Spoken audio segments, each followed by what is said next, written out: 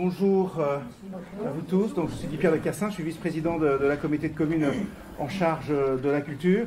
Je suis très heureux aujourd'hui de vous accueillir à La Passerelle pour cette première, puisque nous lançons avec cette première conférence les Patrivales, une nouveauté qui est lancée par la communauté de communes. Conférence, un cycle qui doit permettre à ceux qui le souhaitent de venir découvrir l'histoire de notre territoire, son patrimoine. Et aujourd'hui, donc, ce sont les châteaux médiévaux du Valois que va nous faire découvrir Nicolas. Donc voilà, donc c'est un très grand plaisir de lancer ce cycle de conférences. J'espère que ça va connaître un grand succès. Votre présence est déjà un premier encouragement, puisqu'on est quasiment 45 ce soir. Et donc on va continuer tout au long donc, des semaines à venir avec d'autres thèmes très variés qui doivent nous permettre donc de mieux appréhender l'histoire de ce magnifique territoire qui est celui du Valois et de découvrir surtout des sites que nous aurons l'occasion ensuite d'aller visiter ou de redécouvrir peut-être via votre intermédiaire ou via d'autres. Donc voilà, donc je laisse la parole à Nicolas Billot et je vous remercie de votre présence.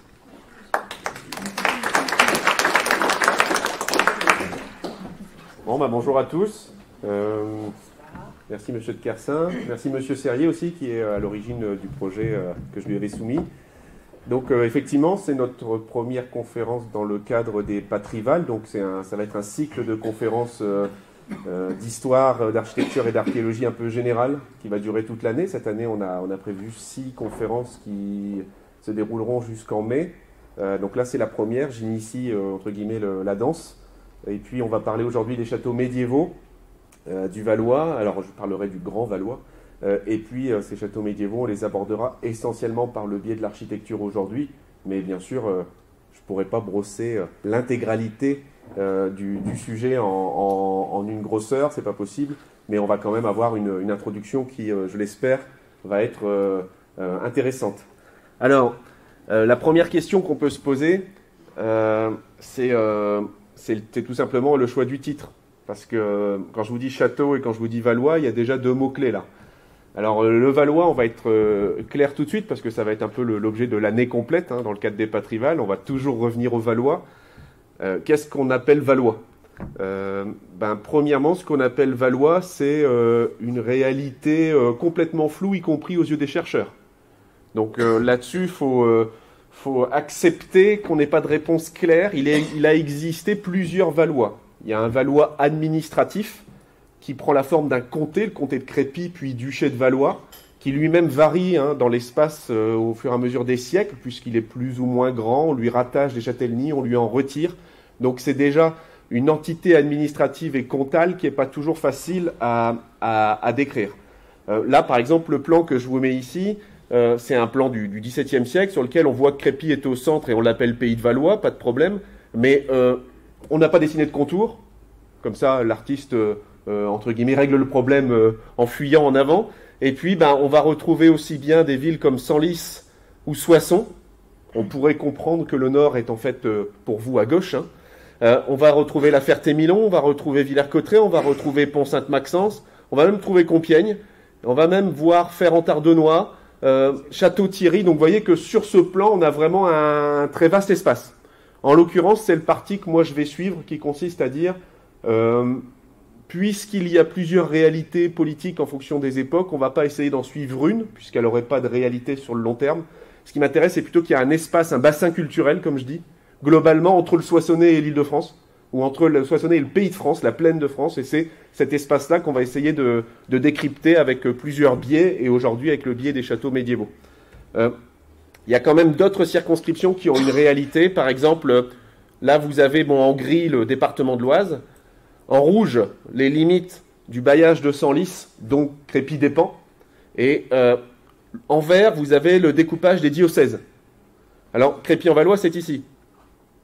Et en l'occurrence, le bassin du Valois, il est donc divisé au moins en plusieurs diocèses et il appartient à une autre entité administrative indépendamment du comté lui-même, qui est une entité royale, qui est l'entité du bailliage, qui est une entité administrative et juridique, mais qui pendant un court temps, au début, lorsqu'il a été créé, pendant à peu près un siècle, avait aussi une fonction militaire. Donc normalement, elle aurait dû nous importer dans le choix du sujet d'aujourd'hui, mais en réalité, elle va rapidement se dissoudre, cette autorité militaire. Les seigneurs vont la récupérer, si vous voulez. Et résultat, le bailliage en lui-même, donc l'entité en rouge, là, nous intéressera elle-même assez peu, quant au découpage des diocèses, c'est pas complètement innocent si je vous les présente. Vous voyez que Crépy est vraiment aux confins du diocèse de Senlis, et il est presque en limite du diocèse de Soissons, du diocèse de Meaux. Hein. C'est parce que je présenterai plusieurs châteaux épiscopaux, et vous verrez qu'ils ont un rôle important à jouer, les châteaux des évêques de nos territoires. Et pour le fait aussi de vous faire comprendre que, puisque dans les châteaux, il y a toujours une toute petite part d'architecture religieuse, on est en l'occurrence à cheval sur plusieurs des grandes circonscriptions religieuses de cette époque-là. Donc là, encore une fois, quelque chose de difficile à définir. La châtellenie de Crépy-en-Valois à l'intérieur du bailliage, donc là vous avez le bailliage en rouge avec ses différentes châtellenies, donc les sous-circonscriptions si vous voulez. La châtellenie de Crépy-en-Valois, elle représente un espace qui est à peu près d'une superficie moyenne par rapport aux voisines. Ceci étant, nous aujourd'hui on évoquera des châteaux qui seront aussi en partie dans la circonscription de la châtellenie de Senlis, bien sûr dans la circonscription de la châtellenie de La Ferté-Milon, en partie dans la circonscription de la châtellenie de Pierrefonds, notamment parce qu'on va monter presque jusqu'aux marges du Soissonnais. Et puis, puisque je sais qu'il y a quelques habitants de Béthisy dans la salle, on va parler aussi un petit peu de Béthisy et de Verberie. Donc, sur une vue actuelle, ça vous donne ça, même si le cartouche rouge peut donner l'impression de limites claires, en fait, ce sont des limites diffuses. Mais ce qui m'intéresse, c'est que vous imaginez un grand carré avec Soissons dans un angle, Clermont dans un autre, et puis, on marche de Château-Thierry le long de l'Ourcq, ou au départ de l'Ourcq en tout cas. Et puis, vous tirez une ligne droite qui, ici, par contre, n'a pas véritablement de réalité sous forme d'une ville, ou en tout cas, on ne peut pas situer une ville dans cet angle-là. On est plutôt aux marges de la plaine de France. Hein. Au sud, on va trouver Roissy en France, etc. Tous le fameux territoire où vous avez toujours cette déclinaison en France, qui vous marque bien que ça y est, on est rentré dans un autre pays. Alors, ce territoire-là, avec Crépy en son centre, c'est lui qui va m'intéresser aujourd'hui. Il se caractérise par de nombreux cours d'eau, des grandes plaines céréalières, beaucoup de forêts, beaucoup de carrières. Hein, évidemment, c'est aussi un des points majeurs du point de vue de l'économie. Et donc, ça va structurer une partie de nos découvertes architecturales d'aujourd'hui. Après, il faut définir le château. Définir le château, c'est là aussi compliqué. Parce que premièrement, quand je vous dis château, vous avez peut-être tendance à imaginer quelque chose qui peut se situer entre le château de Versailles et puis le château du Louvre ou le donjon du Louvre, entre guillemets. Or, derrière la notion de château, il y a 1000 réalités. La première réalité, souvent la plus compliquée, entre guillemets, à comprendre et que je vais passer rapidement, c'est la réalité du statut juridique. Parce qu'au Moyen-Âge, normalement, un château a un droit de justice. Si vous êtes châtelain, vous avez un droit de justice et un droit d'impôt. Vous êtes détenteur de certains droits issus de ce qu'on appelait le ban, c'est-à-dire le pouvoir à l'origine royale décliné à l'échelle locale et transmis au seigneur à l'échelle locale. Or, ces châteaux-là, détenteurs de droits de ban, dont les seigneurs sont détenteurs de droits de ban, il n'a aucun impact dans l'absolu sur la nature architecturale de l'édifice. Vous pouvez avoir un droit de ban et avoir une bicoque de 20 mètres carrés, vous êtes quand même châtelain. Et à l'inverse, vous pouvez avoir un très grand château et pas l'être. Là, vous avez deux exemples. Montépillois, à peu près à la même période, au milieu du XIIIe siècle, qui se limite à une grande enceinte distendue, avec au milieu la tour, la grande tour qu'on aperçoit dans le paysage, qui a l'air quand même d'un château relativement modeste encore à ce moment-là, comparativement à ce qu'il va devenir par la suite. Il se caractérise aussi par un châtelet d'entrée, mais c'est tout. Or, ça, c'est bien un château. C'est un siège de châtellenie. C'est même un des plus importants de notre territoire. Alors que le château, vous avez ici Nel-en-Dol, qui se situe en gros entre Soissons et Fère-en-Tardenois, et Château-Thierry, donc aux alentours de Fère-en-Tardenois. C'est un château très bien structuré, moi je l'appelle souvent le château des enfants, c'est le château carré avec des tours aux angles, la grosse tour maîtresse, le donjon là. Ce château-là, lui, dans les textes, c'est une maison forte. Parce qu'il n'a pas de statut de château, puisque le seigneur n'est pas châtelain, il n'est pas seigneur à proprement parler détenteur de certains droits de ban. Résultat, c'est une maison forte, d'ailleurs dans les textes, elle est mentionnée comme maison. Et pas comme château. Donc première réalité, le statut juridique. Deuxième réalité, l'architecture. C'est ça qui va nous intéresser le plus aujourd'hui. Là, je prends l'exemple de Crépy-en-Valois. Objectivement, si je vous demande de me parler d'un château médiéval et de me le décrire, vous allez très certainement rapidement me citer le donjon, les créneaux, la porte d'entrée fortifiée, voire l'ensemble fortifié. Quand je regarde le château de Crépy, pas de créneaux, pas de donjon, quoique on l'appelle entièrement le donjon, mais j'y reviendrai. Donc, là, on a encore une fois une réalité architecturale qui a l'air un petit peu plus loin de l'idée qu'on s'en fait à l'origine. Il se trouve que là, on est dans un contexte particulier avec le château de Crépy, on est dans un château urbain. Théoriquement, cette ville, elle est déjà défendue en partie par l'enceinte urbaine. Et j'ai envie de vous dire, si l'assaillant a déjà passé l'enceinte, c'est qu'a priori, il en veut vraiment à vous et à vos biens. Donc de toute façon, c'est pas le fait d'avoir fait un château fortifié à l'intérieur de la ville qui va régler grand-chose, c'est plutôt à la ville de se défendre. Et résultat, le château à Crépy, par exemple, il va se résumer à être essentiellement une résidence. Et vous verrez qu'en fait, à bien des égards, les châteaux médiévaux, ce sont surtout des résidences, beaucoup plus que des fortifications. Il faut absolument retirer de votre esprit l'idée qu'un château, c'est une place forte ou une forteresse, parce qu'on a tendance à avoir calqué ce schéma-là et à penser qu'un château est un château fort. Or, moi, vous m'entendez jamais dire château fort, et je ne dirai jamais château fort, parce qu'au Moyen-Âge, ça n'a pas de réalité, le château fort. Un château est nécessairement toujours un petit peu fortifié, mais en réalité, ce n'est pas l'enjeu numéro un, c'est plutôt une conséquence. L'enjeu numéro un d'un château au Moyen-Âge, c'est d'être la résidence d'un seigneur, c'est son lieu de vie. C'est d'être une capitale de pouvoir, c'est son lieu d'administration. C'est d'être un espace de gestion pour les terres du seigneur. Et puisqu'on y fait tout ça, ça mérite d'être protégé. Et donc on le fortifie. C'est plutôt comme ça qu'il faut le voir. Donc il faut plutôt voir la fortification comme une conséquence plutôt que comme une cause. Et on ne parle pas de château fort, ni de citadelle, ni de place forte. Ça, c'est une réalité qui apparaîtra à partir du XVIe siècle, donc à la fin du Moyen-Âge, même au sortir du Moyen-Âge, lorsqu'on va voir apparaître les armées de métier. Mais au Moyen-Âge, il n'y a pas d'armée de métier, ou pas stricto sensu des armées de métier. Donc il n'y a pas de professionnels de la guerre, et le château n'est pas le lieu des professionnels de la guerre. C'est le lieu des seigneurs, qui ont notamment comme fonction de faire la guerre, mais pas uniquement. A l'inverse, toujours à Crépy, si je regarde cette maison que vous connaissez bien, là, la maison Jeanne d'Arc, maison Marie de Clèves, on devrait l'appeler d'ailleurs, puisque je vous rappelle que Jeanne d'Arc ne l'a pas connue, cette maison, puisqu'elle a été bâtie après elle, enfin après son passage en tout cas. Cette maison, quand on la regarde, là, elle a des machicoulis par exemple. Dénaturée aujourd'hui, malheureusement le temps a fait son œuvre, mais elle a des machicoulis, elle avait même des gargouilles, elle avait même une grande cheminée, enfin elle avait tout ce qu'on peut trouver dans certains des plus petits châteaux qu'on connaît dans notre territoire. Et c'était pas un château, puisque c'était en ville, et puisqu'on ne l'a jamais appelé comme tel.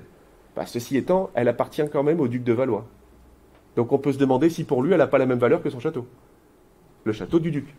Et résultat, la limite entre certaines maisons, y compris maisons fortes, et le château, elle est parfois floue. Et vous allez voir que j'irai et je reviendrai de différents exemples, de différentes natures, et parfois on aura du mal à définir le château proprement parlé. De la même manière, je prends des exemples locaux là. Ici, manoir de Raret, dans le village, que vous connaissez certainement, avec ses deux tours aux angles, ses belles fenêtres à meneaux, son pigeonnier et son enceinte qui englobe le tout. Aujourd'hui, on ne vous dit pas que c'est un château, d'ailleurs on vous le présente comme le manoir, et puis le vrai château de Raret, le grand château de Raret, il est derrière, il est en périphérie du village, il est à 500 mètres de cet édifice-là.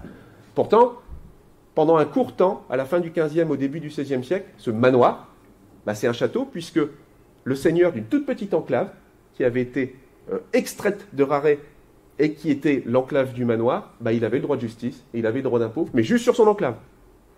Alors est-ce que c'est un château? Est-ce que c'est pas un château? Pareil pour Beaulieu-le-Vieux, que vous connaissez sur le territoire de Baron. Bon, alors on a une grange. Donc tout de suite, quand on voit une grosse grange, on se dit « Ah, ça doit être monastique ». J'y reviens pas, puisque c'est l'objet d'une des conférences de l'année, mais les seigneurs avaient aussi des granges. Il faut bien qu'ils gèrent leur propre territoire, leur propre biens et leur propre production. Ceci étant, on voit qu'on a un très grand logis qui se dessine ici, qui est supérieur en surface au sol à plusieurs des logis que je vous présenterai, mais là on est juste en présence d'une maison. C'est une maison au premier sens du terme, c'est-à-dire c'est un gros hôtel particulier, rural, fortifié, enclos d'une enceinte que vous devinez là, mais c'est pas un château. Pourtant, ça en a tous les attributs. On va même y trouver une chapelle, on va même y trouver des espaces de commun, tout ce qu'on peut trouver normalement dans un château. Et à l'inverse, du coup, si je regarde Raret juste avant et que je vais voir au Rouy, je me dis, bon, finalement, même famille de sites, mais au Rouy, c'est un château. Pourtant, il ne présente a priori pas plus d'arguments que Raret qui n'en était pas un. C'est juridique, là, la différence entre les deux. Moi, du point de vue architectural, je vous rassure, tout ça, pour nous, c'est des châteaux. Autre élément plus compliqué encore, Fourcheret, que vous connaissez certainement sur le domaine de la commune de Fontaine-Chaly. Fourcheret présente un logis d'entrée, un logis-porte, vous voyez, avec une porte piétonne, ici, porte piétonne, et une porte charretière, la grande porte que vous avez là, le tout intégré dans un grand logis qui recevait les quelques moines qui étaient envoyés par l'abbaye de Chaly pour gérer la ferme de Fourcheret. Ils ont fortifié, puisque là vous avez des machicoulis, et puisque vous avez ces gros contreforts avec ces fenêtres grillagées, on sent qu'on essaye de faire attention à se défendre, donc il y a bien des éléments de défense, pourtant c'est pas un château. Et pourtant là, ça embrouille encore plus les cartes, parce que l'abbé de Chaly, pourtant, il est bien seigneur de cette propriété-là. Et il a des droits de justice, et il a des droits d'impôt. Mais pourtant, c'est quand même pas un château.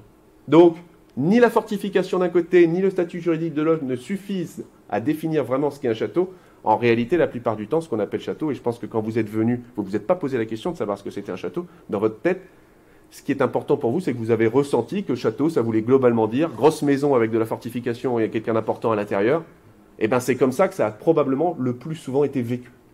La réalité juridique du château au XIIe, XIIIe siècle, telle qu'on essaye de l'instituer, elle se dissout lentement au XIVe et XVe siècle, et par la suite, on ne fera plus beaucoup de différence entre des gros hôtels particuliers, des manoirs, des châteaux, et tout ça sera un peu appelé dans les sources chastel, gros château, grande maison, sans véritablement qu'il y ait de grandes différences à faire derrière ça. Il y a même des endroits où on ne soupçonne pas qu'on a des châteaux. Là, je prends l'exemple de Béthisy-Saint-Pierre. Si je prends une vue aérienne de Béthisy-Saint-Pierre, vous avez cette curieuse disposition en couronne.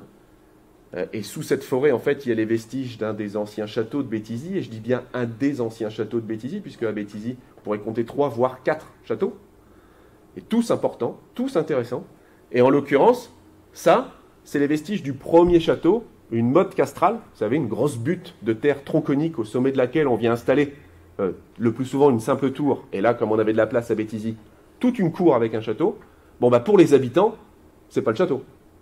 Quand vous allez à Béthisy et que vous demandez est-ce que je peux voir le château, le vieux château, on vous montre un des châteaux de la plaine qui est en bas, mais on ne vous parle jamais du château qui est en haut de la motte et qui pourtant est le plus ancien et qui à bien des égards est le plus important puisque ce château-là, il avait un rang royal et il était un des châteaux des Capétiens dès le XIe siècle. Il a plus d'un millénaire ce château. Donc il faut comprendre qu'on a des édifices qui ne sont pas sentis comme tels. Pourtant, quand je regarde les documents anciens, regardez ça, c'est une vue en gravure de l'abbé Carlier du XVIIIe siècle, qui est un grand inventeur, donc il faut se méfier de ce qu'il fait. Mais toujours est-il qu'il vous représente une vue idéale, en tout cas, de ce qu'il devait apercevoir de Béthisy. Aujourd'hui, cette motte est entièrement couverte d'arbres, mais à l'époque, il vous distingue plusieurs enceintes successives à l'intérieur desquelles on va trouver des bâtiments installés.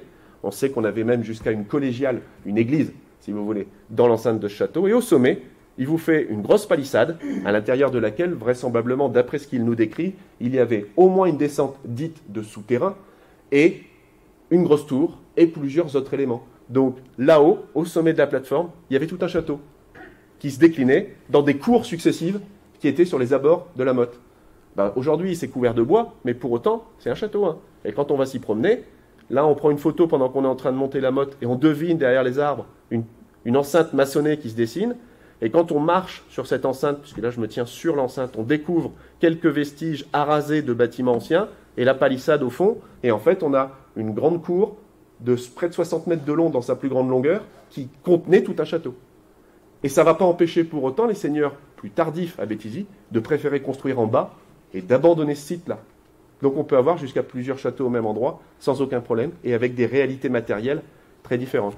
Autre cas aussi proche, Montépillois, le château actuel que vous connaissez ici avec le village en face de lui. Et quand on regarde les plans anciens, ça c'est un plan inédit de la fin du XVIIe siècle, on devine dans les bois une structure circulaire qui est à peine dessinée par l'artiste parce qu'elle commence déjà à l'époque à disparaître, mais elle est mentionnée, la vente de la motte, c'est le nom de la parcelle, et il y avait bien une motte castrale à Montépillois à cet emplacement, c'est-à-dire qu'avant le château actuel que vous connaissez qui marque le paysage, il y a déjà eu un premier château à Montépillois, un château sur motte, qui n'était pas au sommet de la butte, mais à mi-pente, cas un petit peu curieux, mais finalement assez courant en Ile-de-France et qu'on explique encore assez mal, et cette motte-là, vraisemblablement, a été abandonnée au profit du nouveau site du château au XIIe siècle, mais peut-être qu'à un moment, les deux ont coexisté et qu'on a eu deux châteaux à Montépillois. Donc des réalités très différentes, des réalités inverses aussi. Parfois, on croit qu'on a un château, puis on n'en a pas. Quand vous allez à Montigny-l'Allier et que vous demandez « je voudrais trouver la commanderie templière de Montigny-l'Allier », on vous dit « comment ça, le château ?» Puis on vous montre ça. Effectivement, vu de loin, c'est un colosse avec une grosse église associée, évidemment, une chapelle. Et puis, c'est vrai que quand on rentre dans la cour, on a un beau bébé, quoi. Mais en réalité, ça, c'est une commanderie templière. C'est pas un château. Ça n'empêche pas pour autant les gens qui sont à l'intérieur d'avoir droit d'impôt et droit de justice, dans certains cas. Mais c'est pas un château à proprement parler. Peu importe, architecturalement, c'est intéressant. Et puis parfois, on a des faux amis, ou des vrais amis, puisqu'en l'occurrence, c'est vraiment un château. Là, vous êtes à Thiers-sur-Thève. Alors, je vois que c'est coupé en haut. J'espère que vous arriverez quand même à lire la plupart des noms. Enfin, je les dis tous, vous inquiétez pas.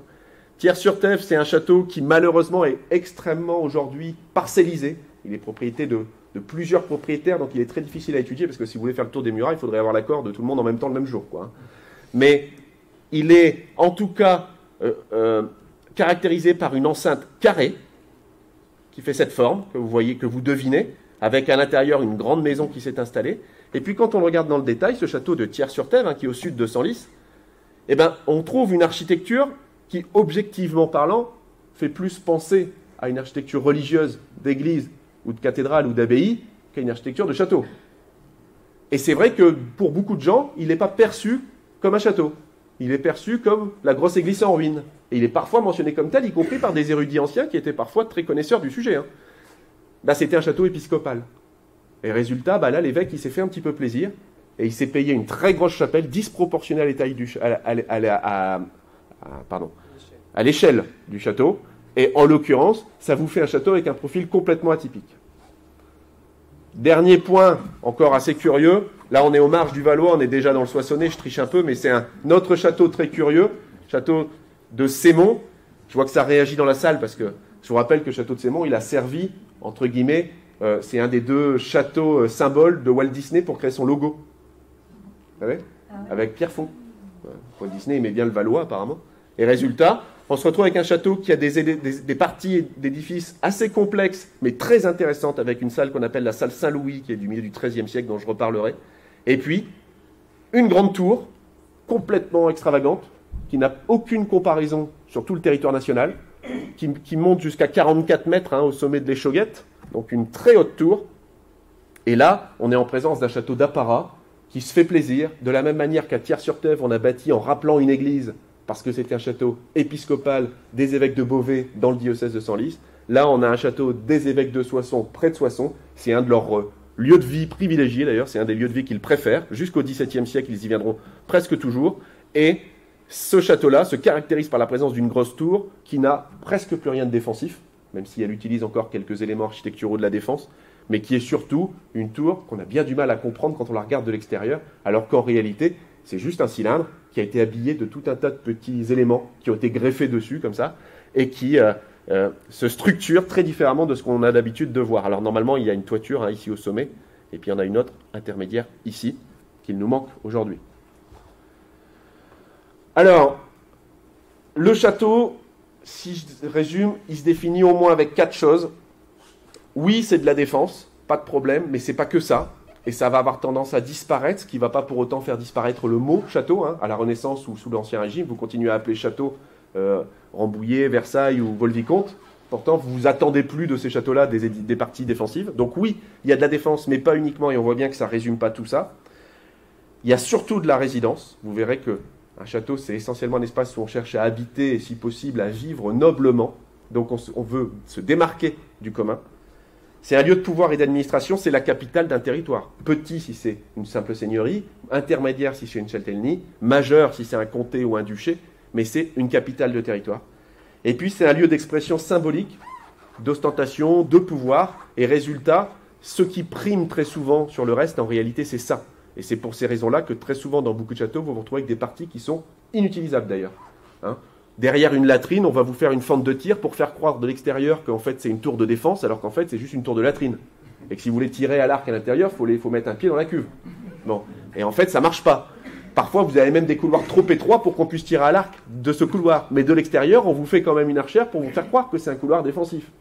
Donc ce qui prime, c'est ce qu'on veut vous faire croire, vous montrer, pas la réalité fonctionnelle de tout ça. Et d'ailleurs, il y a plein de châteaux qui ne sont pas très agréables à vivre. Et vous verrez, on terminera là-dessus, que le point le plus important du château, ce qu'on appelle la tour maîtresse, le donjon, comme on dit souvent, en réalité, c'est très, très rarement habité. Alors que c'est la partie du château qui coûte le plus cher et qui symbolise le mieux, à nos yeux en tout cas aujourd'hui, ce qu'était un château du Moyen-Âge. Alors,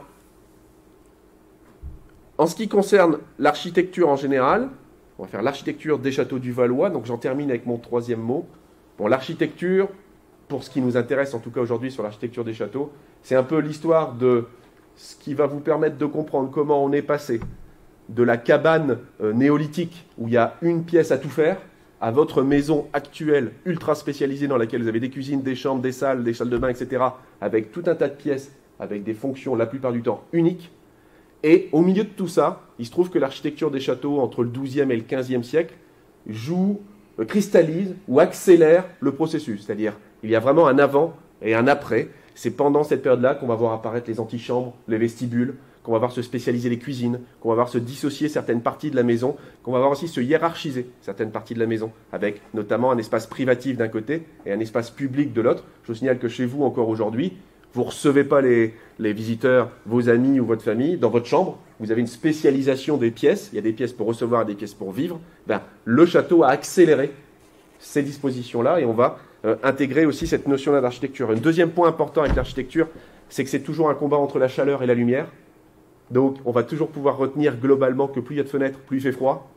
Et qu'une des raisons pour laquelle vous n'avez pas beaucoup de fenêtres, ce n'est pas uniquement parce qu'on aime bien vivre dans un espace lugubre, c'est tout simplement aussi que c'est plus facile à chauffer. Et sous-jacent à cette question-là, il y a aussi l'idée que tout simplement, on a un rapport à travers l'architecture à l'extérieur qui est différent. Nous, aujourd'hui, on est des civilisations sédentaires, on est beaucoup chez nous et on fait beaucoup d'activités chez nous. Donc, on aime bien avoir un chez nous confortable et, si possible, modulable. Et on veut des fenêtres dont on peut fermer les volets. À l'époque, l'essentiel des activités se faisant dehors, la question, par exemple, de la lumière à l'intérieur du château, elle ne se pose pas sous les mêmes angles que nous. On ne passe pas sa journée de 10 heures à l'intérieur du château, on n'a pas besoin d'allumer les bougies pendant 10 heures à l'intérieur du château. Donc qu'il y ait peu de lumière qui rentre, ce n'est pas finalement si gênant que ça, puisque la plupart du temps, quand on rentre dans le château, c'est précisément parce que dehors, on n'a plus de lumière non plus. Donc en fait, c'est un peu un faux problème. Donc les châteaux ne sont pas spécialement lugubres. Enfin, il faut bien comprendre que dans le cas de l'architecture castrale, on va essayer de voir les 4 points importants: lieu de gestion, lieu de pouvoir, lieu de vie, lieu de protection. Tout ça, ça va me permettre de parler essentiellement d'architecture, et je termine sur cette petite introduction en disant quand même que, moi je la juge petite, mais elle est peut-être longue pour vous, que normalement on se pose tout un tas d'autres questions derrière ça, évidemment. La première question qu'il faut se poser, c'est le rapport du château avec l'environnement. C'est-à-dire, il se comporte ou il se place comment par rapport à l'agglomération qu'il reçoit ou au paysage dans lequel il s'inscrit. Il fonctionne comment avec d'autres châteaux, il fonctionne comment avec des églises ou avec des monastères dont il est proche ou dont il est le gardien parfois. Est-ce qu'il se situe en frontière ou est-ce qu'il se situe au centre d'un territoire? Tout ça, c'est des questions importantes pour le comprendre. Sa forme, sa morphologie, son organisation spatiale, son organisation interne. Mais ça, je vous donnerai quelques exemples. La nature des matériaux qui permettent de le bâtir, de l'entretenir et de l'améliorer. Vous verrez qu'on a vraiment des châteaux très différents là-dessus. Et puis, évidemment, la question de qu'est-ce qu'en attend celui qui paye? Parce que le grand prince et le petit seigneur ne se payent pas la même chose, mais dans tous les cas, ils se posent la même question: quelle proportion de mon niveau de vie je suis prêt à mettre dans ma résidence? Et ça, c'est important. Parce qu'un petit seigneur qui se paye un gros château, c'est qu'il y met toutes ses billes. Il a peut-être quelque chose à prouver. Et l'inverse est vrai aussi. Alors, en ce qui concerne notre période, Moyen-Âge, les châteaux apparaissent globalement à partir du 9e, 10e siècle en s'appuyant sur un émiettement du pouvoir. L'empire carolingien ne va pas très bien et les rois carolingiens vont décider de morceler leur pouvoir en donnant une partie de leurs prérogatives royales à des seigneurs locaux, à des personnages locaux. Ça commence par les ducs et les comtes.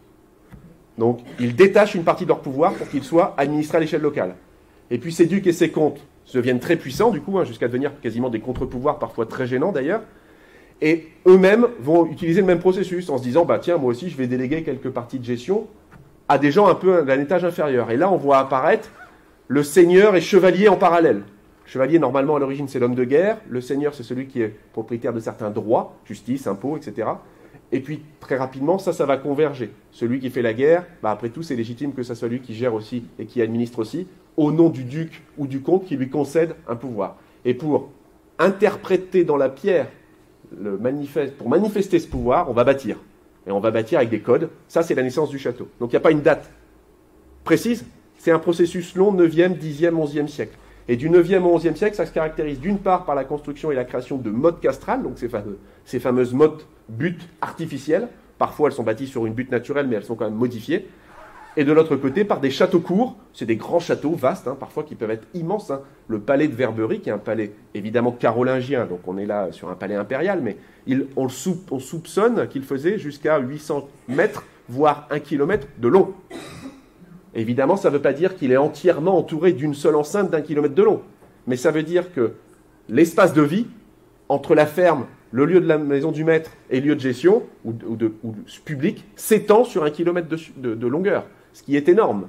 Donc il faut comprendre qu'on a des formes très atypiques, et surtout, on a des formes qui parfois ne peuvent pas se comparer du tout entre elles. Malheureusement pour nous, dans notre territoire, le Valois, qui va nous intéresser aujourd'hui, du 8e, 9e siècle, du 9e, 10e siècle au 11e, 12e, début 12e, on a très peu d'indices architecturaux de conservés. L'essentiel des sites ayant été remaniés à plusieurs périodes, c'est le propre des régions riches que de remanier leurs monuments. Mais on va avoir quand même 2 personnages importants qui vont marquer de leur empreinte la construction castrale à l'échelle nationale et particulièrement dans notre territoire qui est sous influence royale. Le premier, c'est Philippe Auguste qui va inventer ce modèle de château. Là, c'est le Louvre à Paris. Château carré, parfaitement carré, avec tour aux angles, tour en milieu de courtine et 2 tours qui encadrent les portes. Et au milieu, on va trouver le donjon, la tour maîtresse. Ça, c'est le plan type que Philippe Auguste met en place au Louvre et qui va faire école. Et vous verrez que localement, on en a beaucoup d'exemples. J'en ai pris quelques-uns. Encore une fois, je ne suis jamais exhaustif sur aucun des points que je dresse. Mais regardez, Passy-en-Valois, parfaitement carré, avec des tours, parfois pas tout à fait aux angles. Mais peut-être qu'on en oublie une qui était là. Toujours est-il que sinon ça fonctionne assez bien sur le même principe que le Louvre, mais sans donjon. Thiers-sur-Thève, dont je vous ai parlé, avec la grande salle qui se prenait ici, parfaitement carré, avec tour aux angles, tour au milieu des courtines, et 2 tours qui encadrent la porte d'entrée. Et Nel-en-Dol, variation sur le même thème, comme on pourrait dire, comme au Louvre, sauf qu'au lieu de faire la tour au milieu de la cour, on vous la détache en vous la mettant dans l'angle et en remplaçant une des tours d'angle. Bon, vous voyez que ça fait école. Ce que le roi de France a souhaité fait école. Mais pas toujours, ou pas parfaitement. Parfois, il faut s'adapter au terrain. Ici, à gauche, vous avez Sémont, vous savez, la grande tour que je vous ai montrée tout à l'heure. La tour, elle est là. Gigantesque château dont la cour fait jusqu'à 100 mètres de long. Et là, pour le coup, entièrement encadré, le mur. À Sémont, il y a un grand vide au milieu, on ne sait pas trop ce qui se passe en fait, puis il n'y a jamais eu de fouilles. Et en l'absence de fouilles, on n'en saura pas plus pour le moment. Et le terrain a été très remanié en plus. Mais on a tout un espace très fortifié ici. On a bien une cour qui se veut quadrangulaire, où on devine que globalement, on a essayé de mettre des tours aux angles et des tours en milieu de courtine.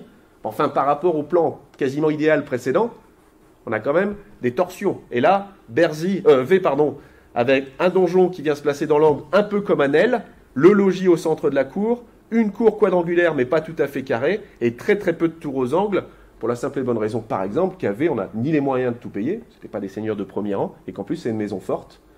Et ça me permet de souligner un point que je n'ai pas souligné, que j'ai oublié, je reviens dessus, c'est que la fortification est un droit.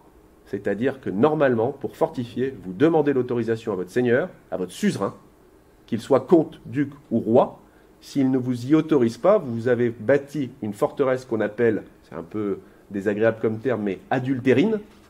Et cette forteresse adultérine, le roi peut venir vous la reprendre, peut venir vous la détruire, ou votre suzerain, comte ou duc s'il est comte ou duc. Et du coup, avoir le droit de fortifier, c'est échelonné. C'est-à-dire que tout le monde n'a pas le droit de fortifier, et parmi ceux qui ont le droit de fortifier, on n'a pas le droit de tout faire. On peut vous autoriser à faire un fossé, c'est le rang numéro 1. Très souvent, quand vous creusez le fossé, vous prenez les terres du fossé, vous les rabattez à l'intérieur dans la cour, vous formez un talus qui est la base de l'enceinte. Donc souvent, les deux vont de pair. Ça, c'est la base du château. Puis, en fonction de votre niveau, vous aurez le droit de faire des archères, des ours. Vous savez, c'est les parties qu'on met au sommet des murs ou des tours pour protéger. Ça va donner les machicoulis par la suite. À l'origine, c'était en bois. Ensuite, ça deviendra en pierre. Quand c'est en bois, on appelle ça des ours. Quand c'est en pierre, on appelle ça des machicoulis. C'est des galeries de défense sommitale. De la même manière, si vous construisez un château, tout le monde n'a pas le droit de faire un donjon. Donc peut-être que le seigneur de Vey a le droit de faire son donjon, a le droit de faire ses fossés, mais peut-être qu'on l'a limité à faire un certain nombre de tours.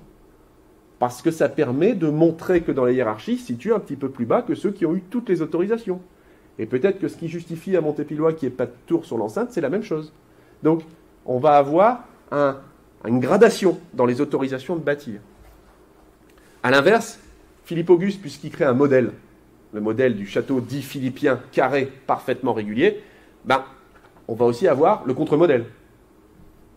Le contre-modèle, c'est que quand on est en désaccord avec le roi, on le montre dans l'architecture. Là, vous avez Fer-en-Tardenois. Fer-en-Tardenois est voisin de Nesle, ce château-là, de seulement 3 km. Ils appartiennent à deux frères, sauf qu'il y en a un qui est fidèle du roi et l'autre qui est son opposant politique, fidèle du comte de Champagne. Résultat, il y en a un qui fait un château royal, philippien, et il y en a un qui fait l'anti-château royal. Donc là où le premier, il a fait un château carré avec une tour à l'angle pour marquer le donjon, et là où il a eu toutes les autorisations royales de fortifier comme il souhaitait, l'autre, il a fait appel au comte de Champagne, qui a certainement dû lui dire des restrictions qu'on ne connaît pas, mais il a fait un château irrégulier, asymétrique, sur une motte, ce qui à cette période-là commence à disparaître, et ce château ne présente pas de tour maîtresse, il n'y a pas de donjon. C'est l'exact opposé du château voisin qui appartient à son frère ennemi. Ça vous montre que l'architecture, c'est aussi un moyen d'expression. Et puis, quand on n'est pas très riche, là, c'est Armentières-sur-Ourcq. Quand on n'est pas très riche, donc c'est toujours dans le Valois, hein, là, pour le coup, pleinement dans le Valois, on se fait bâtir une maison forte, on n'a pas les moyens d'avoir un château, puis on n'est pas titulaire du droit d'avoir un château, et on commence par faire bâtir un petit logis, enfin petit, toute proportion gardée, un logis, où on va essayer de respecter un peu les codes de l'architecture philippienne en venant mettre des tours à tous les angles, mais on va, si vous voulez, grouper, conforter le plan. On va faire une basse-cour, et plus tard, quand on continuera à s'enrichir, on décidera de faire des agrandissements progressifs. Résultat, on va avoir, sous forme résumée, le château philippien, mais sans tour maîtresse. Même principe à Aurouy que à Armentières, dont je viens de vous parler. Une grande enceinte, à l'intérieur desquelles le château va se résumer vraisemblablement essentiellement à un logis. Et ce logis, on va le greffer de tours, de tourelles, que vous devinez là, qui vont manifester cette capacité ou ce droit qu'on a eu de construire des tours puisqu'on vous y a autorisé, mais à l'échelle des moyens du site. Ceci étant, sur l'enceinte, il y en avait également. Ici, on en devine une. Ici, on en devine une. Ici, on en devine une. Et en fait, on a même au milieu du parc, que je vous montrerai tout à l'heure. Donc le château d'Aurouy est peut-être plus complexe qu'on ne le pense. Donc ça, c'est le premier règne qui marque, le règne de Philippe Auguste avec le Louvre. Et ça, c'est toujours le Louvre, mais agrandi par le deuxième roi qui marque définitivement les châteaux et qui est un grand oublié de l'histoire, probablement un des rois les plus importants qu'on ait eu, malgré un règne assez court, Charles V. Enfin, Charles V, c'est le roi du Guesclin, si vous voulez. C'est le roi de la reconquête, de la première phase perdue contre les Anglais pendant la guerre de 100 ans. Et Charles V, c'est le roi mécène. C'est deuxième moitié du XIVe siècle, un roi qui hérite très tôt du pouvoir et qui n'était visiblement pas fait pour ça, qui va se débrouiller comme il peut, mais qui a l'avantage de bien s'entourer, de bien réfléchir, et d'être un grand intellectuel, et résultat, il va développer des nouvelles manières de bâtir. C'est lui qui va faire passer les châteaux au rang de palais. C'est avec lui que les châteaux vont devenir plus agréables à habiter qu'utiles. Et d'ailleurs, ça correspond à une époque où l'essentiel des fonctions administratives du château commence à disparaître au profit des villes. Nous, on vit encore dans une civilisation de la ville, une civilisation où l'essentiel des données administratives se gère en ville.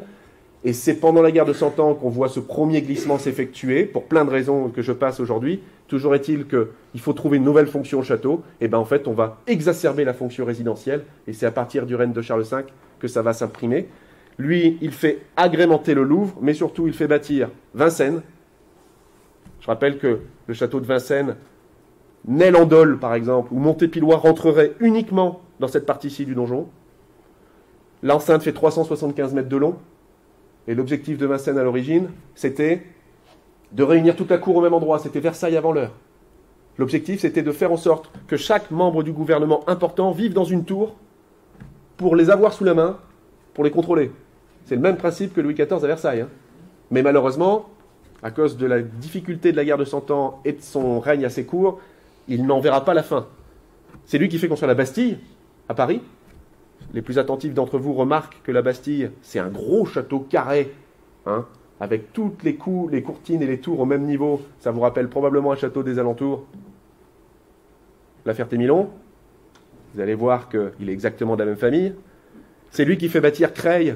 Alors Creil, aujourd'hui, voilà encore un bel exemple d'une population qui ignore complètement son patrimoine, et c'est pas méchant, il est plus visible dans le parcellaire. Creil était un des plus gros châteaux du royaume de France à la fin du XIVe siècle, entièrement rebâti par Charles V.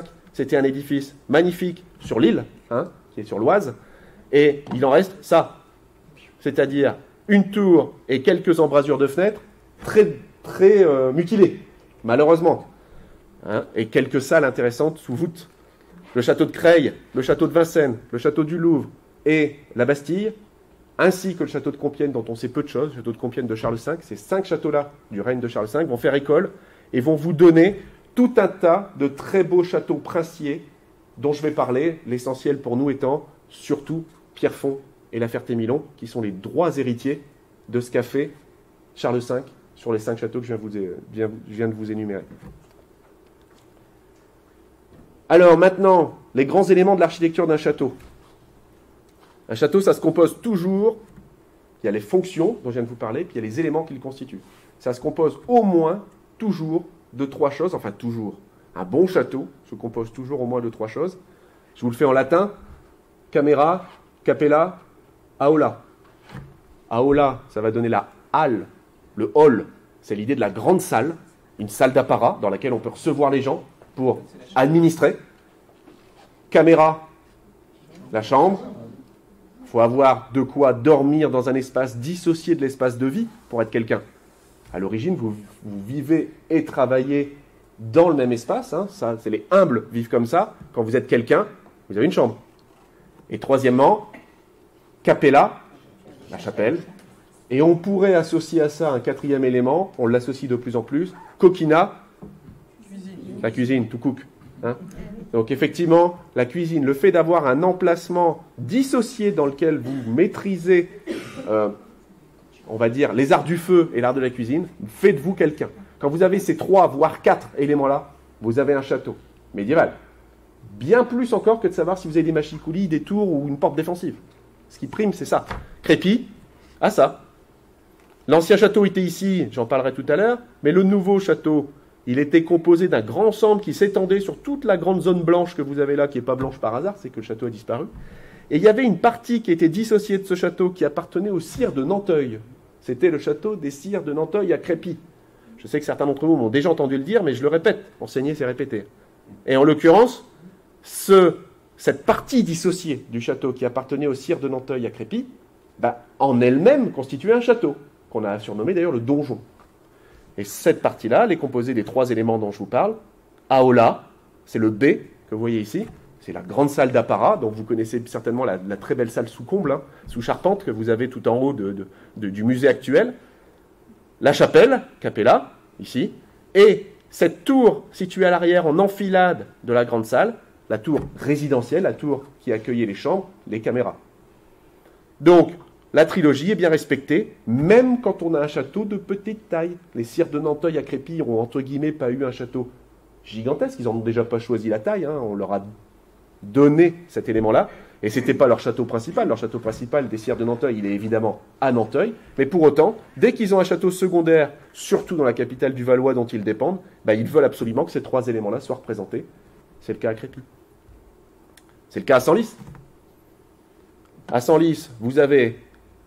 La cathédrale serait sur la droite, ici. Vous avez la très grosse tour, le gros donjon roman, un des rares exemples de donjon roman dans notre territoire qui soit conservé. Une grosse tour quadrangulaire, hein, une espèce de petit loche, si vous voulez. Voilà. Un gros bébé, hein. Les murs font 5,50 m de largeur. Les contreforts sont tellement larges et les murs sont tellement surprenants dans leur manière d'être construits qu'encore aujourd'hui, vous avez beaucoup d'archéologues et d'historiens qui vous disent que cette tour, elle est forcément romaine. Parce qu'ils ne veulent pas accepter qu'au Moyen-Âge, on puisse bâtir comme des Romains. Donc comme les pierres sont grandes et que c'est bien fait, c'est forcément romain. Ça fait encore un débat aujourd'hui. Hein. Je ne cache pas que dans la société historique de Senlis, on se tire dessus quand on parle de ça. Alors, et j'en fais partie, c'est pour ça que je vous le dis. En l'occurrence, cette tour maîtresse que vous avez là va voir s'adosser un ensemble résidentiel qui est composé exactement de tout ce que je viens de vous dire, à savoir, si je prends le bas parce qu'il est un peu plus lisible pour vous, une première grande salle aula, une deuxième grande salle qui vraisemblablement sert aussi d'aula, mais peut-être une espèce d'antichambre. C'est un des premiers châteaux sur lequel on voit apparaître une espèce de sas intermédiaire d'antichambre, mais surtout en enfilade encore le long de l'enceinte, dans l'emplacement du numéro 15 ou ici du numéro 6, caméra, la chambre du roi. Bon, là on est sur un palais royal, hein, donc on n'est pas chez n'importe qui, c'est là où est élu Hugues Capet, enfin là où la légende veut que Hugues Capet soit élu, parce que je rappelle qu'on a très peu d'indices de ça quand même.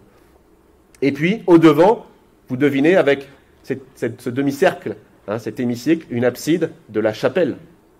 Chapelle qui d'ailleurs se situe, comme c'est un petit peu le cas à Crépy, puisque la porte d'entrée de Crépy est ici, la chapelle est là, qui se situe très proche de la porte d'entrée. C'est aussi une caractéristique courante des châteaux, et particulièrement des châteaux de la première période, que de vouloir faire les chapelles au-dessus ou à côté, immédiatement adjacente aux entrées. Premièrement pour une dimension symbolique, ça met sous la protection.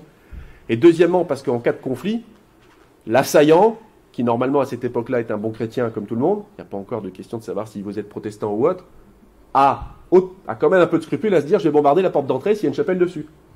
Donc c'était aussi une stratégie.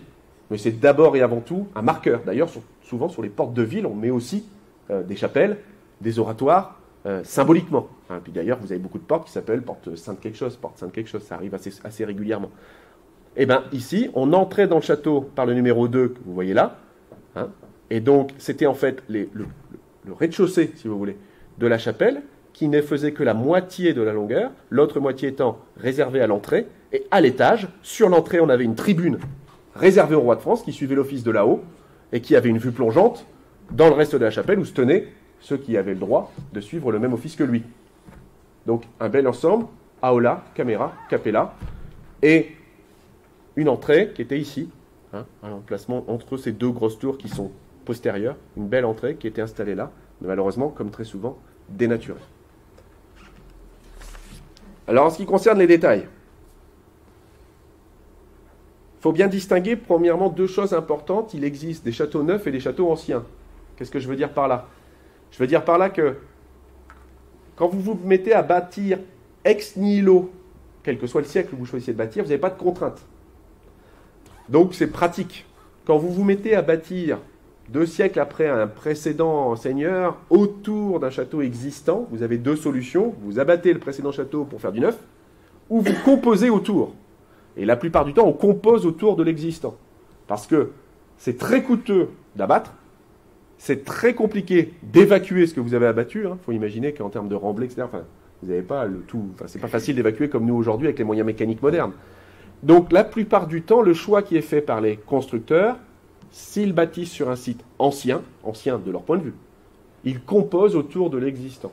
Résultat, on va modifier les choses. Pierrefonds va faire partie de cette famille. Mais je ne parle pas pour l'instant de Pierrefonds pour cette raison-là. Ce qui m'intéresse d'abord, c'est qu'on fasse l'énumération des grands éléments, avec quelques exemples locaux, des grands éléments qui composent un château. Les premiers grands éléments, c'est évidemment les fossés, je vous l'ai dit, puisque c'est le point numéro 1, c'est ce qui distingue la fortification du non fortifié. À partir du moment où vous avez des fossés, vous avez eu le droit de fortifier. C'est un marqueur, c'est le premier marqueur social. Le deuxième, c'est la conséquence, c'est de faire des enceintes. Et la troisième, c'est d'aménager ces enceintes en faisant notamment des chemins de ronde. Là, vous avez Pierrefonds avant les restaurations de Viollet-le-Duc, ce qui permet au passage de rappeler que, contrairement à une idée reçue, ce n'est pas Viollet-le-Duc, il a entièrement rebâti. Vous voyez qu'il avait quand même de la matière. Et d'ailleurs, il a gardé beaucoup de ces parties-là. Et ce qui est intéressant à Pierrefonds, quand vous le visitez, c'est que vous voyez très clairement les parties rebâties, des parties anciennes, ne serait-ce que parce que les pierres n'ont pas les mêmes patines. Et puis le duc n'a pas essayé sur les parties neuves de patiner. Il a fait exprès de laisser du neuf pour que vous le voyez. Vous avez même des boulets intégrés dans les parois à certains endroits à Pierrefonds. C'est-à-dire qu'il a laissé les boulets encastrés pour montrer les échanges, entre guillemets, aussi de tirs qu'il y avait pu y avoir. Toujours est-il que ce château avait été éventré en 1617, et ce qu'il nous en restait au début du XIXe siècle, avant l'intervention de Viollet-le-Duc, est quand même très évocateur. Derrière, vous avez une énorme structure bâtie. C'est en fait le cœur ancien du château qui, lui, était hérité du XIIe siècle. La seigneurie de Pierrefonds, dès le XIIe siècle, est très importante, et son château était à sa mesure. C'était parfois des adversaires, parfois un des alliés des comtes de Soissons. Et il était très aménagé, ce château, notamment de multiples chemins de ronde, qui vous montrent aussi l'importance que l'on donne à l'enceinte. Effectivement, le premier point remarquable d'un château, c'est quand même le fait d'y être confronté. Donc on le met très haut, pour marquer le paysage, très bien, mais on le suraménage, même quand c'est inutile, uniquement pour que vous voyez qu'on est en présence d'un seigneur puissant et riche. Au passage, la conséquence de ça, c'est évidemment que ça prend des formes très très différentes. À Luzarches, par exemple, vous avez un château avec sa cour, ses tours. Encore une fois, une variation sur le thème du château philippien. On a voulu faire une cour quadrangulaire, puis on n'a pas réussi tout à fait à la faire. Donc on fait une forme trapézoïdale. Enfin, on essaye on aspire à faire du quadrangulaire. Et au passage, quand vous êtes dedans, vous ne vous en rendez pas forcément compte. Ce qui est intéressant, c'est que nous, on les voit en plan, mais eux ne les vivaient pas en plan. Quand vous rentrez dans ce qu'était le château de Luzarches, vous ne vous rendez pas compte au premier coup d'œil, et probablement encore moins à l'époque, quand il y avait en plus tous les bâtiments dans la cour, que le château est irrégulier. Donc on a l'impression qu'on a suivi le modèle du roi. Mais ce château-là, il était intégré dans un énorme fossé beaucoup plus vaste encore, parce qu'il s'était adossé à un ancien château. Donc là, on a fait le choix d'englober l'ancien château dans le nouveau. Là, on a fait le choix d'adosser le nouveau château à l'ancien château qui était en fait une motte castrale, une butte. C'est pour ça d'ailleurs qu'on l'appelle le château de la Motte. Je rappelle qu'à l'Usage, il y a 3 châteaux. 3 châteaux parce qu'à un moment c'est divisé en 2. Château des comtes de Beaumont, château des comtes de Clermont. Et le château des comtes de Beaumont, qui est celui-ci, il est divisé lui-même en 2, avec une partie ancienne qu'on va abandonner parce qu'elle est trop difficile à réaménager. Et on va décider, à la fin du XIIe siècle, de rebâtir un nouveau château. La cour de ce château, c'est celle-ci, mais on va l'adosser à l'ancien pour manifester la continuité seigneuriale, c'est-à-dire qu'on veut montrer qu'on est les héritiers de ceux qui avaient bâti le précédent. Et deuxièmement, parce que très probablement que la motte là doit garder au moins une valeur symbolique, elle marque le paysage, on peut encore y monter, elle avait certainement encore des vestiges visibles, et il n'est pas rare d'ailleurs que par exemple on continue à aller rendre la justice sur la vieille motte, pour montrer que cette justice on la tient de très haute antiquité, comme on disait. Donc, ces châteaux, ils ont des morphologies très différentes, mais pourtant derrière, il y a la même idée. À ces fossés, à ces enceintes avec ces formes très différentes, on va venir greffer les principaux éléments défensifs, en tout cas ceux qui font que sur les dessins d'enfants, vous les avez toujours de représenter, les tours. Ça, c'est Nel-en-Dol, donc le château carré de tout à l'heure, vous vous souvenez? Si je vous fais un zoom sur une partie de l'enceinte, en gros, vous avez les tours d'angle, les tours qui encadrent la porte d'entrée de part et d'autre, hein, vous avez le croquis qui est là. Donc on est en train de regarder cette zone-ci, avec le grand fossé en eau qui en fait le tour, dont vous devinez une partie ici, même s'il a été évidemment depuis en partie remblayé, donc il est plus complet, il ne fait plus tout à fait tout le tour. Et ça, c'est la caractéristique numéro 1 de l'architecture philippienne. Et pour la première fois, là, je peux vous parler d'un modèle. C'est-à-dire que tout ce que je vous dis jusqu'à présent n'est pas l'effet d'un modèle, mais là, oui. Ces tours-là, elles fonctionnent toutes de la même manière. Si vous regardez attentivement, premièrement, elles sont toutes circulaires. Toutes les tours, ou presque toutes les tours construites sous le règne de Philippe Auguste sur les châteaux qui ont essayé de suivre le modèle de Philippe Auguste, font entre 7 et 10 mètres de diamètre. Nel-en-Dol va monter jusqu'à 10 mètres 50. Mais voilà. Donc c'est des tours de 10 mètres 50. Ces tours-là fonctionnent toujours de la même manière à l'intérieur. 3 niveaux. 2 niveaux sous voûte, 1 niveau sous charpente. Que vous devinez ici. Un niveau d'archère, un deuxième niveau d'archère, un niveau sous charpente. Là, on les devine. Hein. Un niveau d'archère, un deuxième niveau d'archère, et puis il nous manque malheureusement toutes les toitures. Deuxièmement, le rapport entre ces tours et l'enceinte. Les tours sont toujours plus hautes d'un niveau que l'enceinte. Les tours contrôlent l'enceinte. Si l'assaillant met pied sur l'enceinte, la tour peut flanquer l'enceinte. Donc la tour sert à se défendre depuis l'extérieur, mais elle sert aussi à se défendre quand le château commence à tomber. Et à ce titre, d'ailleurs, à l'intérieur des tours, on modifie tous les aménagements. Les tours ne se ressemblent pas entre elles. C'est pour ça que parfois, quand vous visitez des châteaux, même des châteaux qui vous semblent identiques, ça peut vous paraître compliqué. Tout simplement parce que les châteaux, de tour en tour, ils sont pensés différemment volontairement. Dans la première tour, on va faire une cage d'escalier qui permet de passer du rez-de-chaussée au premier. Dans la deuxième, non. Dans la deuxième, si vous voulez monter du rez-de-chaussée au premier, il faut repasser par la première. Comme ça, si vous mettez pied dans la première tour, vous ne pouvez pas déduire la forme qu'à la deuxième. Donc, l'assaillant qui met pied dans un château ne peut pas déduire la composition globale du château, même s'il est symétrique, même s'il se ressemble à lui-même, il ne peut pas imaginer comment se constituent toutes les parties parce qu'elles sont toutes différentes. De la même manière que dans certaines tours, on va faire des escaliers dans l'épaisseur des murs, ce qu'on appelle des escaliers rampants, et dans d'autres, on va faire des escaliers en vis. Donc hors œuvre ou dans œuvre, c'est-à-dire dans la tour ou en dehors de la tour. À certains endroits, on va même faire des escaliers droits qui montent directement sur le chemin de ronde sans pouvoir passer par la tour. Il y a même des tours qui sont complètement isolées, qui ne donnent pas sur le chemin de ronde. Donc, toutes les tours sont différentes. Nel-en-Dol, aujourd'hui 9 tours de conservées, enfin 8 si on retire le donjon, toutes ces tours sont différentes. Il y en a qui ont été remaniées, donc on se méfie de certaines choses, mais c'est quand même toujours différent. Et puis, autre particularité, c'est l'esthétique de ces tours. Alors à Nesle, on a joué un petit peu sur les matériaux, vous voyez, on a alterné du grès et du calcaire, ou des grès de différentes couleurs, pour faire un peu des jeux de couleurs. Mais on a aménagé les archères, et on ne les aménage pas n'importe comment. Dans toutes les tours philippiennes, on voit apparaître les archères. Philippe Auguste, c'est celui qui va faire développer les archères. Encore une fois, on a l'impression que le roi de France incarne toutes les révolutions. En réalité, c'est un contexte. Hein. Mais il est vrai qu'il a donné, on va dire, l'impulsion. Et les archères sous le règne de Philippe Auguste vont être raisonnées. On va essayer de faire en sorte que les archères ne soient pas situées les unes au-dessus des autres pour ne pas créer de faiblesse dans le mur, parce que si vous alignez les archères, elles créent des faiblesses. On va les alterner. Ça, c'est particulièrement flagrant sur cet exemple-ci. Hein. Et puis, ça implique qu'à l'intérieur, la voûte, elle est décalée d'autant, puisque les retombées de voûte se font entre les archères. Sinon, vous ne pouvez pas dégager l'espace pour faire les voûtes. Résultat, on va pouvoir faire des retombées de voûte à l'emplacement de l'endroit où il n'y a pas d'archères, ce qui implique que les voûtes, elles aussi, ne vont pas être les unes au-dessus des autres tout à fait. Donc pour la stabilité de la tour, c'est meilleur, pour la structuration de la tour, c'est meilleur, et pour la défense, ça permet de flanquer plus d'éléments.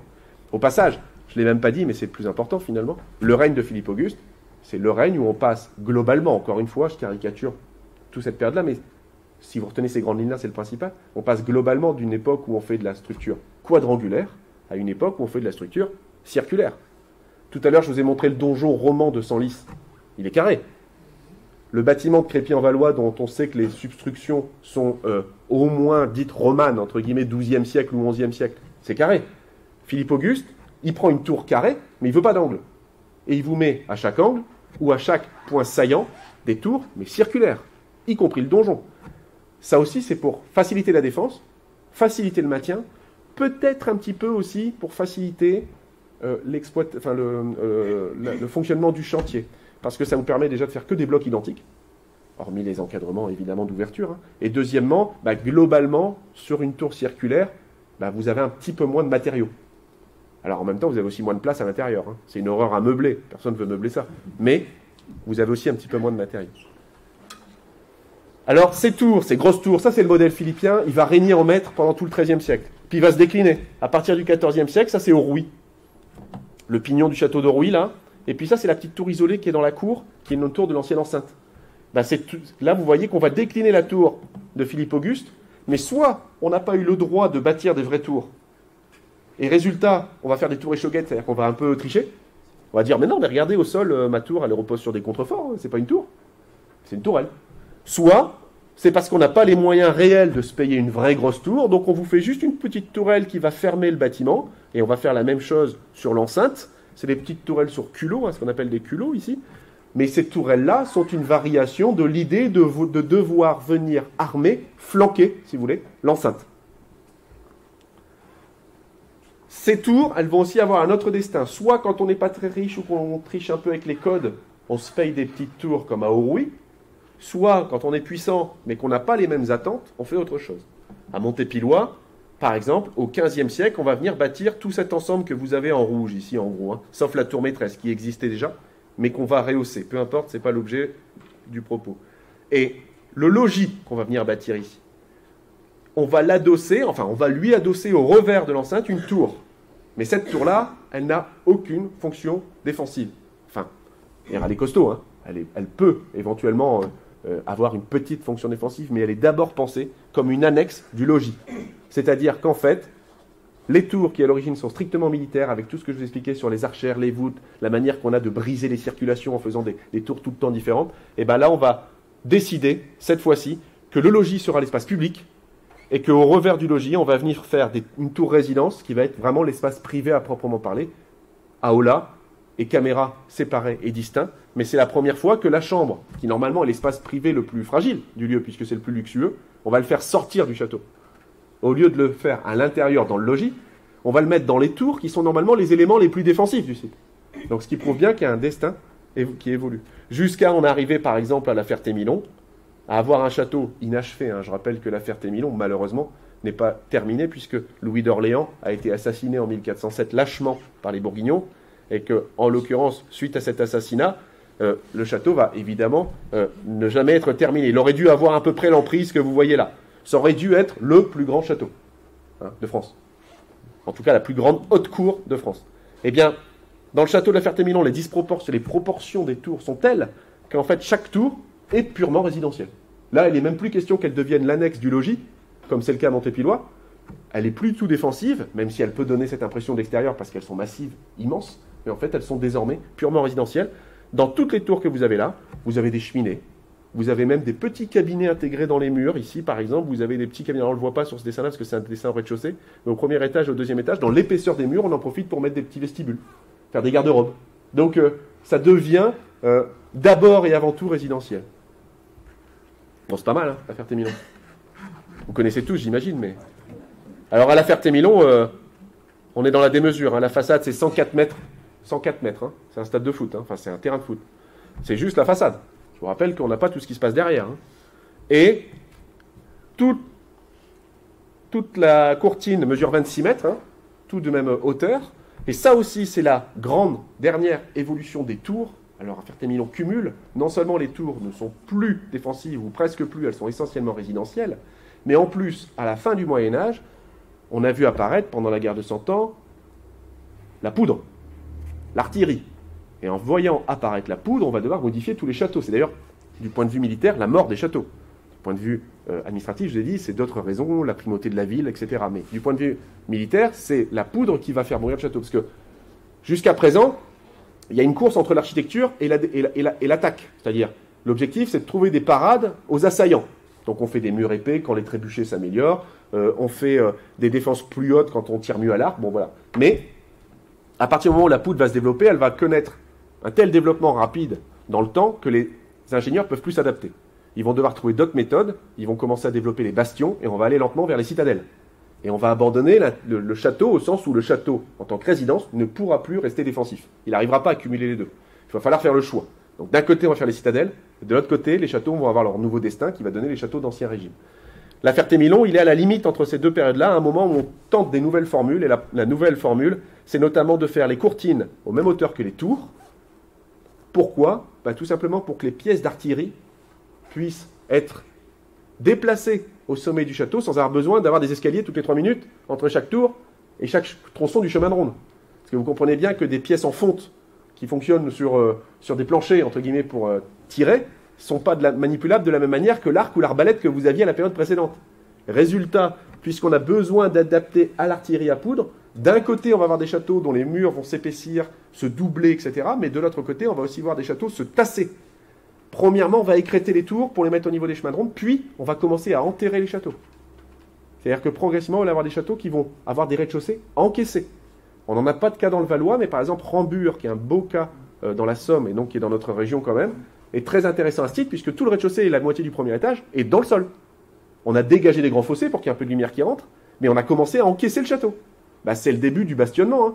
Vous savez que les citadelles, vous ne les voyez pas beaucoup. Les citadelles, elles ne font pas de conquête vers le haut comme le faisaient les châteaux. Les citadelles, elles s'étalent. L'objectif, c'est d'encaisser les fortifications pour que le tir fichant passe au-dessus, ou en tout cas ne tape que les arasements. Ça, c'est le début. La Ferté-Milon, au passage, moi je trouve qu'il est déjà un petit peu de cette nature-là. Il commence déjà un petit peu à s'enfoncer. Bon, à la Ferté-Milon, tout est disproportionné. Le fossé fait 30 mètres de large. C'est-à-dire que dans le fossé de la Ferté-Milon, vous construisez une landole. Donc, vous êtes tranquille. Évidemment, petite sœur, entre guillemets, des tours, les portes, qui sont, avec Philippe Auguste, bâties à partir de Philippe Auguste, le plus souvent sous forme de 2 tours circulaires, au milieu desquelles on met le passage. Et dans un premier temps, on ne se pose pas de questions, on met un seul passage. Un bel exemple de ça, c'est Montépillois. Même si le Châtelet en partie supérieure a été en grande partie reconstruit, peu importe, la forme est bonne. Ça vous donne la silhouette, le profil de ce que sont la plupart des châtelets à partir du règne de Philippe Auguste. Mais c'était déjà le cas un petit peu avant, parce que les tours du Valois à Trépy, celles qui sont derrière le musée qu'on voit très très peu, il faut rentrer dans le musée pour les voir, les tours du Valois, qui sont en fait les portes de l'ancien château des comtes de Crépy, ces portes-là, elles avaient visiblement été bâties par Philippe d'Alsace, donc une vingtaine d'années avant le modèle de Philippe Auguste. Donc Philippe Auguste, il n'a pas tout inventé. Il s'est approprié et il a perfectionné des formes. Et à l'intérieur de ça, on va voir apparaître des fentes de tir, des archères. Là, vous en devinez une, par exemple, ici. Alors, ça va se spécialiser. Avec le temps, on va voir se dissocier les entrées, par exemple. Porte charretière, porte piétonne. On va voir aussi se multiplier les aménagements. C'est-à-dire que le corps central qui relie les 2 tours, il va être plus ou moins haut, plus ou moins aménagé, il va en arriver jusqu'à être logeable. Hein ? Alors, ça, c'est le cas qu'on va trouver partout, hein, quand même. L'entrée est ici, entre les 2 tours. L'entrée est ici, entre les 2 tours, pas de problème. Je reprends mes 3 exemples de tout à l'heure. Et vous voyez que sur tous les châteaux philippiens, l'entrée fonctionne toujours de la même manière. Et puis, quand on va chez l'adversaire, Ferrand-Tardenois, dont je vous parlais tout à l'heure, qui fait de l'anti-philippien par principe, puisqu'il est allié au comte de Champagne, l'adversaire du roi de France, eh ben on a décidé que l'entrée au milieu des tours, c'est quand même pas mal. Mais au lieu de faire des tours circulaires, on va faire des tours en éperon. Alors là, vous m'excusez, je ne peux pas avoir le recul suffisant pour prendre les 2 en photo en même temps, mais celle de gauche, vous devinez qu'elle est plane aussi. Hein. Elle est en éperon, c'est-à-dire elle est en triangle. Elle est un bec, si vous voulez. Et pourtant, elle est ici la porte, c'est-à-dire qu'elle est sur la motte, elle est à l'intérieur du château. Objectivement parlant, si l'assaillant commence à mettre un pied là, vous êtes mal. Hein. Parce que normalement, ça veut dire que là, déjà, il était suffisamment courageux pour avoir enjambé un fossé de 70 mètres de large. Donc c'est qu'a priori, il vous en veut. Mais ils ont quand même tenu à perfectionner la défense jusqu'à ce niveau-là, mais ils ont voulu faire de l'anti-philippien, entre guillemets, hein. Et donc, la formule avec l'entrée au milieu des 2 tours, ça marche tellement bien qu'on ne peut pas l'abandonner, mais à la place, on va vous mettre des tours à bec. Mais c'est quand même morphologiquement la même idée. Alors malheureusement pour nous, la plupart de ces portes, c'est le cas pour Ferentardenois, dont vous voyez très bien que le milieu là, il est Renaissance. Hein. La porte a été rhabillée. Malheureusement pour nous, la plupart de ces portes, comme les châteaux sont pour la plupart de ceux qui nous sont parvenus, sont devenus fermes par la suite, les portes, elles ont gêné le passage des charrettes, etc. Donc elles ont fait l'objet de beaucoup de travaux. Et souvent elles ont été élargies. Et en étant élargies, on vous a fait perdre toutes les dispositions intérieures. L'emplacement des herses, l'emplacement des assommoirs, l'emplacement des vantaux, etc., du pont-levis. Donc, on sait que tout ça existe, et on en a des indices, en fait, indirects, mais c'est assez difficile de vous en témoigner à l'échelle locale, parce qu'on a assez peu d'exemples de portes très bien conservées dans notre territoire. C'est en fouille, en réalité, qu'on trouve souvent le mieux ces exemples-là. Bon, on en a quand même. Donc, l'étude de Montépula le montre. Et puis, de la même manière que dans les tours, on voyait les grosses tours se transformer en petites tourelles, au Rouy, l'ancienne porte d'entrée qui aujourd'hui est noyée, hein, tout ça c'est neuf, et ce qui est à droite, la grande tour, là, elle est neuve. Mais l'ancienne porte d'entrée qui a été noyée dans des nouvelles maçonneries, eh bien, elle n'a pas non plus eu le droit, vraisemblablement, ou pas eu les moyens de se payer des vraies tours. Donc, on a aussi fait des tours échauguettes. Des petites tours échauguettes avec simplement la partie supérieure en tourelle. Ça fait que 3,50 m de diamètre là-haut, hein, et 2 mètres à l'intérieur. Autre variation sur le même thème, là, on donne les proportions d'une tour, mais vraisemblablement, on n'a pas eu le droit de faire une tour. C'est Berzil-Sec, sud de Soissons, et en l'occurrence, on vous fait aussi des tours échauguettes, mais là, c'est des tours, c'est pas des tourelles. Vous voyez que la base des tours est très massif. Dans un premier temps, l'entrée ressemble à ça, puis dans un deuxième temps, elle va être perfectionnée, améliorée, et vous voyez qu'elle va devenir grandiose, et d'ailleurs, elle va devenir un espace habitable qui va accueillir le nouveau logis, c'est-à-dire que, pour la première fois, on va même commencer à vivre au-dessus de la porte. Vous avez un très grand château, derrière la cour fait 60 mètres, hein. Et bien, dans les derniers travaux qui sont constitués, la porte devient un point de perfectionnement tel que le seigneur va décider de venir installer le logis principal sur la porte. Et les 60 mètres qui sont derrière, ils sont soit techniques, soit de ferme, soit de gestion, mais ils ne sont plus à proprement parler dédiés au seigneur lui-même. Berzy, c'est très très intéressant, allez le voir, d'autant que c'est un château qui est en restauration, et c'est un château un petit peu atypique. Il ne reste que la façade, mais il est curieux. Et Berzy est le seul château du Valois, enfin du Valois, là on est dans le Soissonnais, hein. Les gens du Soissonnais, ils me crieraient dessus si je disais que c'était le Valois. On est dans le seul château de notre territoire, en tout cas, c'est plus neutre, qui a un souterrain, au sens où c'est une ancienne carrière, parce que vous savez que le mythe du souterrain, dont je ne parle pas aujourd'hui pour ne pas lancer de débat, existe partout dans tous nos châteaux. Il n'y a pas de souterrain, sauf à Berzy, où il y en a bien un, mais il est du XVIe siècle, donc il n'est pas du Moyen-Âge. Il est à l'époque où, dans les guerres de religion, les protestants qui venaient se réfugier à Berzy ont essayé de se cacher des catholiques qui venaient un peu leur couper la gorge. Et il y a une autre particularité à Berzy, vous voyez peut-être sur ce dessin, il y a une petite nacelle, que vous voyez là, qui relie l'église au château directement. Le seigneur sort de chez lui, au lieu de descendre par la rue et de rentrer dans l'église par la rue comme quelqu'un du commun, lui il passe par une nacelle aérienne, et il rentre directement dans la charpente de l'église, et il redescend, parce que quand on est quelqu'un, autant le montrer. Donc c'est un château très particulier qui mérite vraiment d'être vu, qui est un superbe site.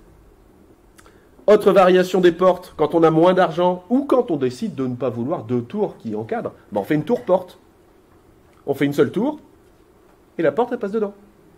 La tour-porte. Ça va permettre quand même de faire tous les aménagements de défense, herse, assommoir, vantaux, etc.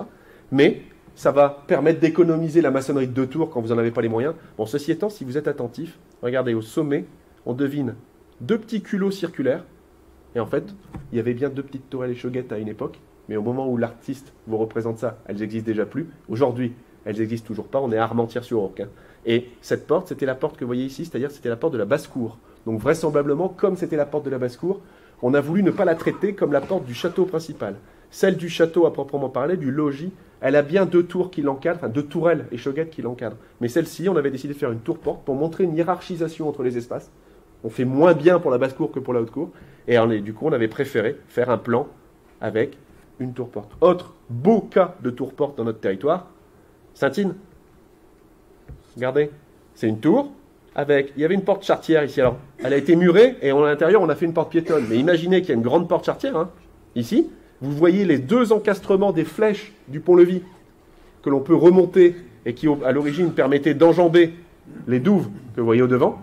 Et puis à droite, un autre encastrement, celui-ci, avec une petite porte piétonne, c'est-à-dire qu'on pouvait articuler de manière dissociée, si on le souhaitait, soit la porte charretière, soit la porte piétonne. Tout à l'heure, à Montépillois, ça n'existait pas encore. Là, ça existe. Par contre, à Montépillois, vraisemblablement, on a eu soit le droit, soit les moyens de se payer les deux tours. Ici, non. Donc ici, on a préféré faire une tour-porte. Bon, il faut bien comprendre que normalement, de part et d'autre, vous avez le château. Hein. C'est que l'enceinte a disparu. La tour-porte, elle n'est pas isolée au milieu de la pampa comme ça. Aujourd'hui, elle a l'air de l'être, mais ce n'était pas le cas, évidemment. C'était qu'un morceau du château de Saint-Yves, qui indirectement appartient au même seigneur que Montépillois par mariage, d'ailleurs. Donc c'est toujours un peu les mêmes personnes dont on parle. Autre variation, toujours le même principe, Béthisy, encore une fois, deuxième château de Béthisy, château de Jean de Lebon, le seul château de France du roi Jean de Lebon, du roi de France, Jean de Lebon, vous savez, le roi qui est emprisonné à Londres après la bataille de Poitiers. Le seul château de France conservé, dont on a des parties conservées, c'est Béthisy. Et en l'occurrence, à Béthisy, on a fait un peu un mix de tout. C'est-à-dire, on vous a fait une tour-porte, parce que la porte, elle est là, vous la devinez derrière le buisson. Hein. Donc on pouvait rentrer par là, mais on a quand même fait 2 petites tourelles pour encadrer la grande tour-porte. Parce qu'on ne savait pas trop si on préférait l'un ou l'autre. Vraisemblablement, on a fait le choix de faire les deux. C'est encore un modèle de porte. Un autre exemple, là c'est un petit manoir, on n'est presque plus dans le château, c'est un peu comme Raret tout à l'heure, château, pas château, on pourrait en débattre. Mais toujours est-il qu'on est à Pisseleu. Hein, vous connaissez Pisseleu à côté de Villers-Cotterêts. Enfin, c'est un quartier de Villers-Cotterêts, je veux dire. Et à Pisseleu, vous aviez le manoir du maître à l'arrière avec sa petite tour à l'escalier, son pigeonnier, son enceinte, et puis sa porte d'entrée, c'est une tour-porte sur laquelle on vient greffer 2 tourelles. Mais c'est une tour-porte. Ça, c'est tous les dispositifs de porte d'entrée qu'on peut faire. Alors, le point le plus connu des châteaux, la tour maîtresse. Là, je vous en donne 3 exemples que vous connaissez bien, puis que j'ai déjà cités. Donc, Montépillois, 37 mètres, 17 mètres 50 de diamètre. Nel-en-Dol, 24 mètres, 17 mètres 50 de diamètre. C'est le même diamètre. Alors, l'avantage, c'est que Montépillois est plus authentique, en tout cas, est plus intéressant du point de vue architectural, mais on ne peut pas monter. Et à Nel, on peut monter, mais elle est moins haute. Donc, il faut, dans sa tête, se figurer quelque chose d'intermédiaire quand on veut comprendre comment ça faisait Montépillois, quoi. Et Crouy-sur-Ourcq, ça c'est un des autres exemples de donjons des alentours, mais c'est pour vous montrer que tous les donjons ne sont pas forcément circulaires, même lorsqu'ils sont bâtis après Philippe Auguste. Il a ouvert cette école des donjons circulaires qui a beaucoup plu, mais pour autant, il n'a pas toujours été suivi. C'est comme pour les portes d'entrée. D'ailleurs, Montépillois, vraisemblablement, est légèrement antérieur au château du Louvre, ou contemporain du château du Louvre. Donc Montépillois n'a pas été pensé pour être un héritier de la mode philippienne des donjons circulaires, il est contemporain. Et il est beaucoup plus important que la tour de Philippe Auguste au Louvre. Je rappelle qu'au Louvre, la tour fait 14 mètres de diamètre et à peu près 25 mètres de haut. Montépillois, c'est 17 mètres 50 de diamètre et dès l'origine, 30 à 32 mètres de haut. Donc, la tour des bouteillers de Senlis à Montépillois était plus importante que la tour du roi de France au Louvre, alors que théoriquement, du château du Louvre dépendent tous les fiefs de la couronne. Donc normalement, c'est lui qui est au sommet de la pyramide, et le roi de France a autorisé, puisque c'est lui qui autorise à fortifier, il a autorisé les seigneurs de Montépillois à bâtir plus gros que lui. C'est dire que soit il avait confiance, soit ces seigneurs-là avaient des moyens de pression, entre guillemets, qui faisaient qu'ils l'ont négocié ce droit. Mais c'est intéressant pour nous. Alors, qu'est-ce qu'on trouve sur ces tours maîtresses ? Le même principe que ce qu'on trouve sur les tours de flanquement, mais avec des proportions complètement démesurées. C'est-à-dire que la tour de Nel-en-Dol, par exemple, elle ressemble aux tours de l'enceinte de Nel-en-Dol que je vous ai décrite tout à l'heure. Si ce n'est que, première particularité, aucune ouverture, aucune archère, pas de fenêtre, rien. La tour de Nel-en-Dol, elle est quasiment aveugle. Il y a une fenêtre par niveau qui donne vers l'arrière, qu'on ne voit pas de cette photo-ci, et c'est tout. Donc il n'y a pas d'archère. Deuxièmement, il n'y a bien que 3 étages. Je vous ai dit, dans les tours de flanquement de l'enceinte, 3 étages, 2 voûtés, 1 sous charpente. Nel-en-Dol, la tour maîtresse, elle est exactement comme ces tours d'enceinte, sauf que là où les tours faisaient que 4 mètres par niveau, là elles en font 9 mètres 50. Donc quand vous rentrez dans les pièces, c'est la démesure absolue, hein, et en termes de volume, vous pourriez quasiment mettre une des tours de l'enceinte dans la tour maîtresse sans toucher la voûte. Quasiment. C'est la démesure absolue. C'est le même modèle x3. En volume en tout cas. Donc, comment ça marche ? Ça marche comme ça. Alors, là vous avez une vue, pour le plaisir, j'ai pris la vue de Viollet-le-Duc. Parce que Viollet-le-Duc adorait Montépillois, hein, il en parle beaucoup dans le dictionnaire de l'architecture, donc il avait globalement déjà très bien compris le château. C'est vrai que c'est un des châteaux qui a eu le plus de débats dans l'histoire de l'architecture, médiévale en tout cas. Et ce qui nous intéresse, c'est la partie de droite. Vous voyez que la tour, il l'a divisée en 2. Hein. À gauche, c'est le château la tour telle qu'elle est aujourd'hui. À droite, c'est la tour telle qu'il l'imagine à l'origine. Donc à l'origine, une cave, enfin pardon, une cave qu'il ne connaissait pas, qui est en dessous, une pièce qui est une cuisine, une grande salle, une deuxième grande salle sous charpente, et le toit charpenté. Ça ressemblait à ça c'est Nel, mais vous imaginez Nel avec ce dispositif-là à l'intérieur, c'est-à-dire, hormis qu'à Nel, il n'y a pas de cave parce qu'on est dans l'eau. Donc, une grande salle au rez-de-chaussée, aveugle, qui est une salle de cellier, salle de stockage, avec un puits. Donc, on peut être autonome dans la tour maîtresse, c'est le but d'une tour maîtresse que d'être éventuellement le dernier réduit défensif en cas de siège. Une salle intermédiaire, qui est une salle de logement, salle d'apparat, une salle de vie théorique, parce qu'en temps de paix, on ne vit pas du tout dans le donjon, parce qu'il n'y a pas de fenêtre et tout, c'est quand même pas très chouette, mais on peut s'y réfugier en cas de guerre. Et une autre salle sous charpente, comme ici à Montépillois à cette époque-là, une grande salle qui, elle, est vraiment la chambre du maître, mais encore une fois, en temps de guerre. La plupart de ces tours maîtresses, qui coûtent une fortune, qui peuvent coûter jusqu'aux 2/3 du coût global du château, ne sont faits que pour être éventuellement utilisées quelques jours par an quand il y a un siège. Éventuellement. Et la plupart des tours maîtresses, vraisemblablement, n'ont pas connu d'occupants réguliers tant qu'il n'y avait pas de guerre. Il y a peut-être même des tours maîtresses qui n'ont jamais connu d'occupants. Or, c'est ça qui coûtait le plus cher. Ça revient un peu au même que quand vous visitez un château d'Ancien Régime et que vous vous figurez que les jardins coûtent plus cher que le château. Les jardins coûtent plus cher que le château parce que ça coûte extrêmement cher l'art des jardins à la française, mais pour autant on ne vit pas dedans à proprement parler, et puis la plupart du temps, enfin pas la plupart du temps, parfois vous avez des seigneurs qui ne viennent jamais dans leur château, mais qui font bâtir un jardin à la française parce qu'ils veulent qu'on sache qu'ils avaient les moyens de faire bâtir un jardin à la française. La tour maîtresse, c'est le building de l'époque. C'est le marqueur ostentatoire, symbolique du pouvoir et de la richesse du niveau du seigneur. Donc il en fait bâtir de toute façon, sachant que s'il vient résider là en temps de paix, il logera dans le logis, beaucoup plus confortable, et que la tour maîtresse ne lui servira éventuellement qu'en temps de guerre, et la plupart du temps, il ne sera même pas là en temps de guerre. Alors justement, les salles et les logis, je vois que vous avez chaud, mais moi aussi, je vous rassure. Je n'ai pas choisi le chauffage. Les salles et les logis. Alors, les salles et les logis, c'est ce qu'il y a de plus dur à expliquer, tout simplement, parce que comme ce sont des parties purement résidentielles, elles sont très rarement bien conservées. C'est les premières parties qui ont le plus souffert. Et quand elles n'ont pas souffert, c'est qu'elles ont été transformées. À Crépy-en-Valois, par exemple, le château il est relativement bien conservé, mais non seulement dès le XVIe siècle, il devient le siège du tribunal du présidial, donc il est aménagé. D'ailleurs, pour ça qu'on le surnomme parfois la salle de l'auditoire, ou l'auditoire, c'est parce qu'il a eu cette fonction publique, on va dire. Et deuxièmement, aujourd'hui, il y a le musée. Et évidemment, quand vous vous promenez dans le musée, vous avez des murs enduits, des murs aménagés. C'est pas une critique envers le musée, et c'est très bien qu'il y ait un musée dans le château. Mais évidemment, vous avez du mal à l'analyser, parce que vous ne voyez pas les murs. Il faut bien comprendre que les logis, c'est ce qu'on connaît le moins bien. Mais globalement, ça fonctionne toujours à peu près de la même manière dans l'architecture à la française. Rez-de-chaussée en espace technique, parfois sur une cave, ça dépend du terrain. Rez-de-chaussée en espace technique, c'est-à-dire cellier, espace de stockage, éventuellement la coquina, la cuisine. Premier étage, espace d'apparat ou espace de vie. Deuxième étage éventuel sous charpente, grande salle ou espace de vie. À Senlis, c'est le cas. Rez-de-chaussée avec espace technique, cellier ici et ici. On suppose même que là, vous voyez le 5, il y avait la cuisine. Et puis à l'étage, des grandes salles chauffées avec des cheminées en pignon, etc., qui donnaient au passage de plein pied directement dans les tours et sur le chemin de ronde de l'enceinte gallo-romaine. Puisque vous savez que le château de Senlis, il est collé à l'enceinte gallo-romaine. Et donc, en fait, on utilisait l'enceinte gallo-romaine comme un chemin de promenade. Mais on ne pouvait y rentrer que par la grande salle. Donc, c'était encore une fois très hiérarchisé. Les gens d'en bas, ils avaient le droit à la promenade dans la cour. Et puis, le roi et les plus proches de la familia du roi, ils avaient le droit aux promenades sur le rempart. C'est pas mal, quand même. Rempart qui avait, à l'époque, déjà plus de 1000 ans. Enfin, 900. Montépillois, même principe. On vous fait un logis, rez-de-chaussée, technique, premier espace, logeable, deuxième espace sous comble avec des chambres, mais en réalité, les vraies bonnes chambres, elles ont été rebalancées, je vous l'ai dit tout à l'heure, dans la tour et sous la charpente. C'était certes des chambres, mais vraisemblablement les chambres de la garnison et ou des chambres secondaires pour le personnel. Il y a des châteaux qu'on connaît mal, mais dont on soupçonne, enfin en tout cas, on sait l'emplacement. Par exemple, à Passy-en-Valois, on sait que le logis était situé ici à l'angle du château, mais on ne connaît presque rien de lui, si ce n'est cette copie de dessin du 19e siècle, enfin du 18e siècle, qui a connu une partie du logis en élévation. On voit des grands pignons, on voit des fenêtres légères. Bon, ce logis-là, il est intéressant parce qu'il présente aussi cette petite forme en L, et il fait partie de cette famille de logis qui commence à muter. Pourquoi ? Parce qu'à l'origine, la plupart des logis sont contre le mur du fond. Vous rentrez par ici, le logis, la maison du maître, elle est au bout de la cour. D'ailleurs, à la Renaissance ou dans les châteaux de l'Ancien Régime, c'est encore souvent comme ça.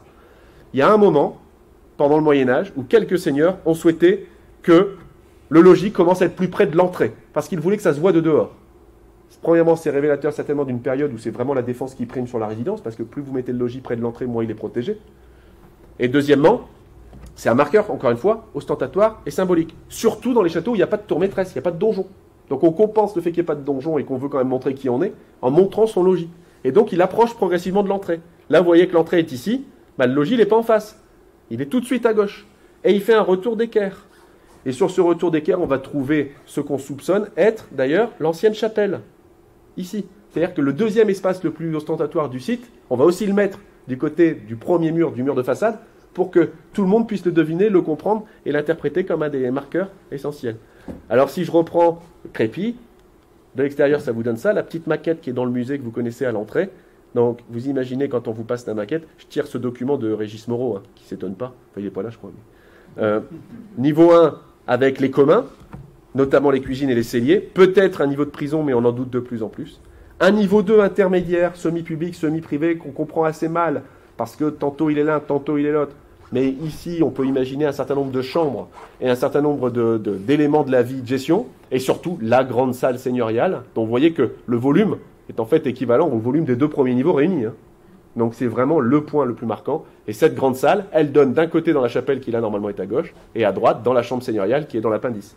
Là vous avez la chambre seigneuriale, là vous avez l'espace intermédiaire, et là vous avez l'espace technique de cuisine et de cellier qui à l'origine est aveugle. Il n'y a aucune fenêtre qui donne sur rue, même dans un château urbain, à l'époque. Les fenêtres donnent sur cour. Mais on ne va pas encourager le brigandage en faisant des fenêtres sur rue, entre guillemets. Donc le rez-de-chaussée était relativement aveugle. Et puis, la disproportion, c'est quand vous prenez Pierrefonds, évidemment, où là, on est chez un prince. Je rappelle qu'on est chez le frère du roi de France, fils du roi de France. On est probablement chez un des personnages qui a dû être un des plus grands intellectuels parmi les seigneurs du Moyen-Âge. Un prince mécène, donc assassiné à 32 ans. Donc malheureusement, ni Pierrefonds ni la Ferté-Milon encore moins ne seront tout à fait achevés. Mais à Pierrefonds, vous avez quand même quasiment, uniquement, une obsession de faire des salles et des logis.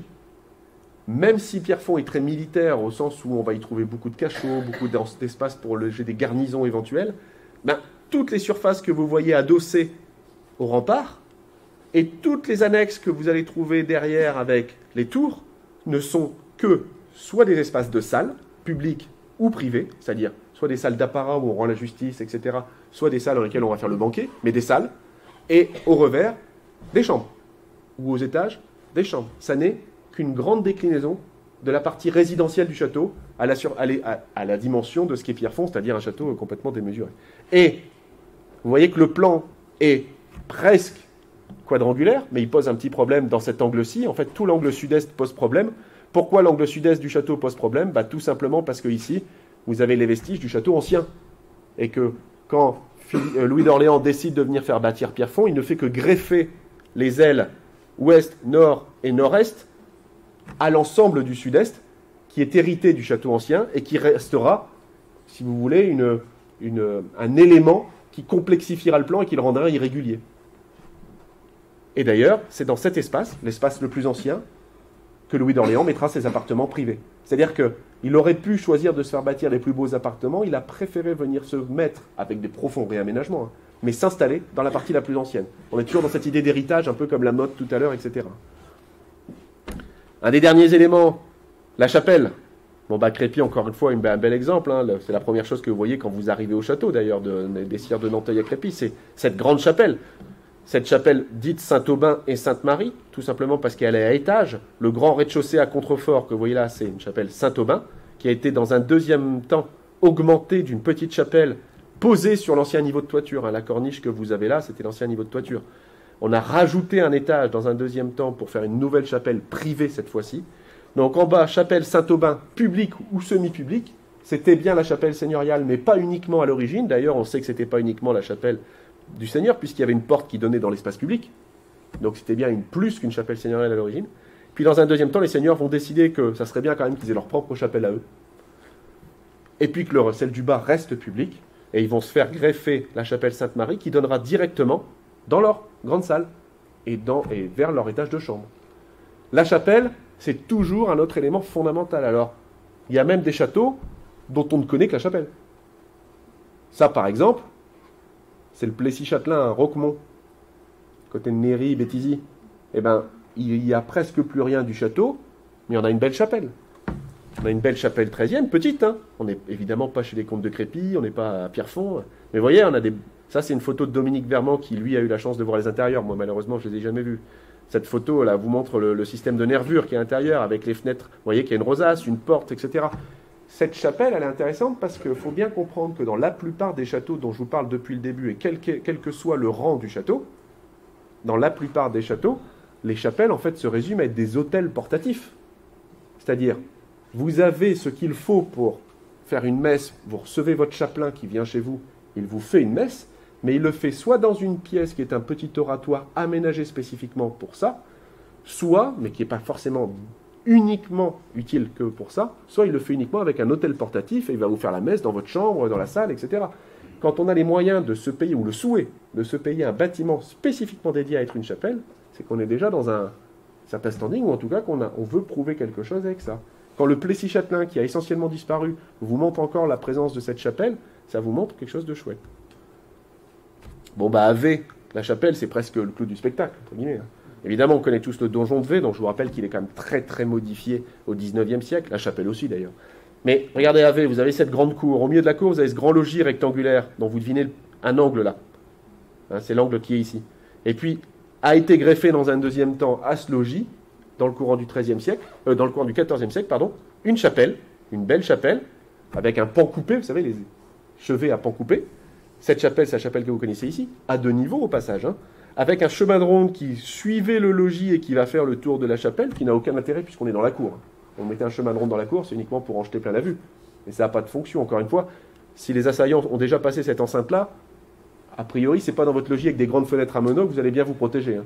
Mais vous mettez un chemin de ronde parce que vous montrez que vous êtes quelqu'un et que vous voulez mettre des chemins de ronde, et ils font greffer cette chapelle, qui est en fait le cœur du château. Hein. Ils ne pouvaient pas faire plus que de la mettre devant l'entrée, au milieu de la cour, greffée sur le logis du maître. Et elle efface même le logis du maître, puisque c'est la première chose qu'on voit du coup. Donc, c'est vous dire qu'à certains endroits, on a choisi que la chapelle soit importante. À d'autres endroits, on a fait avec.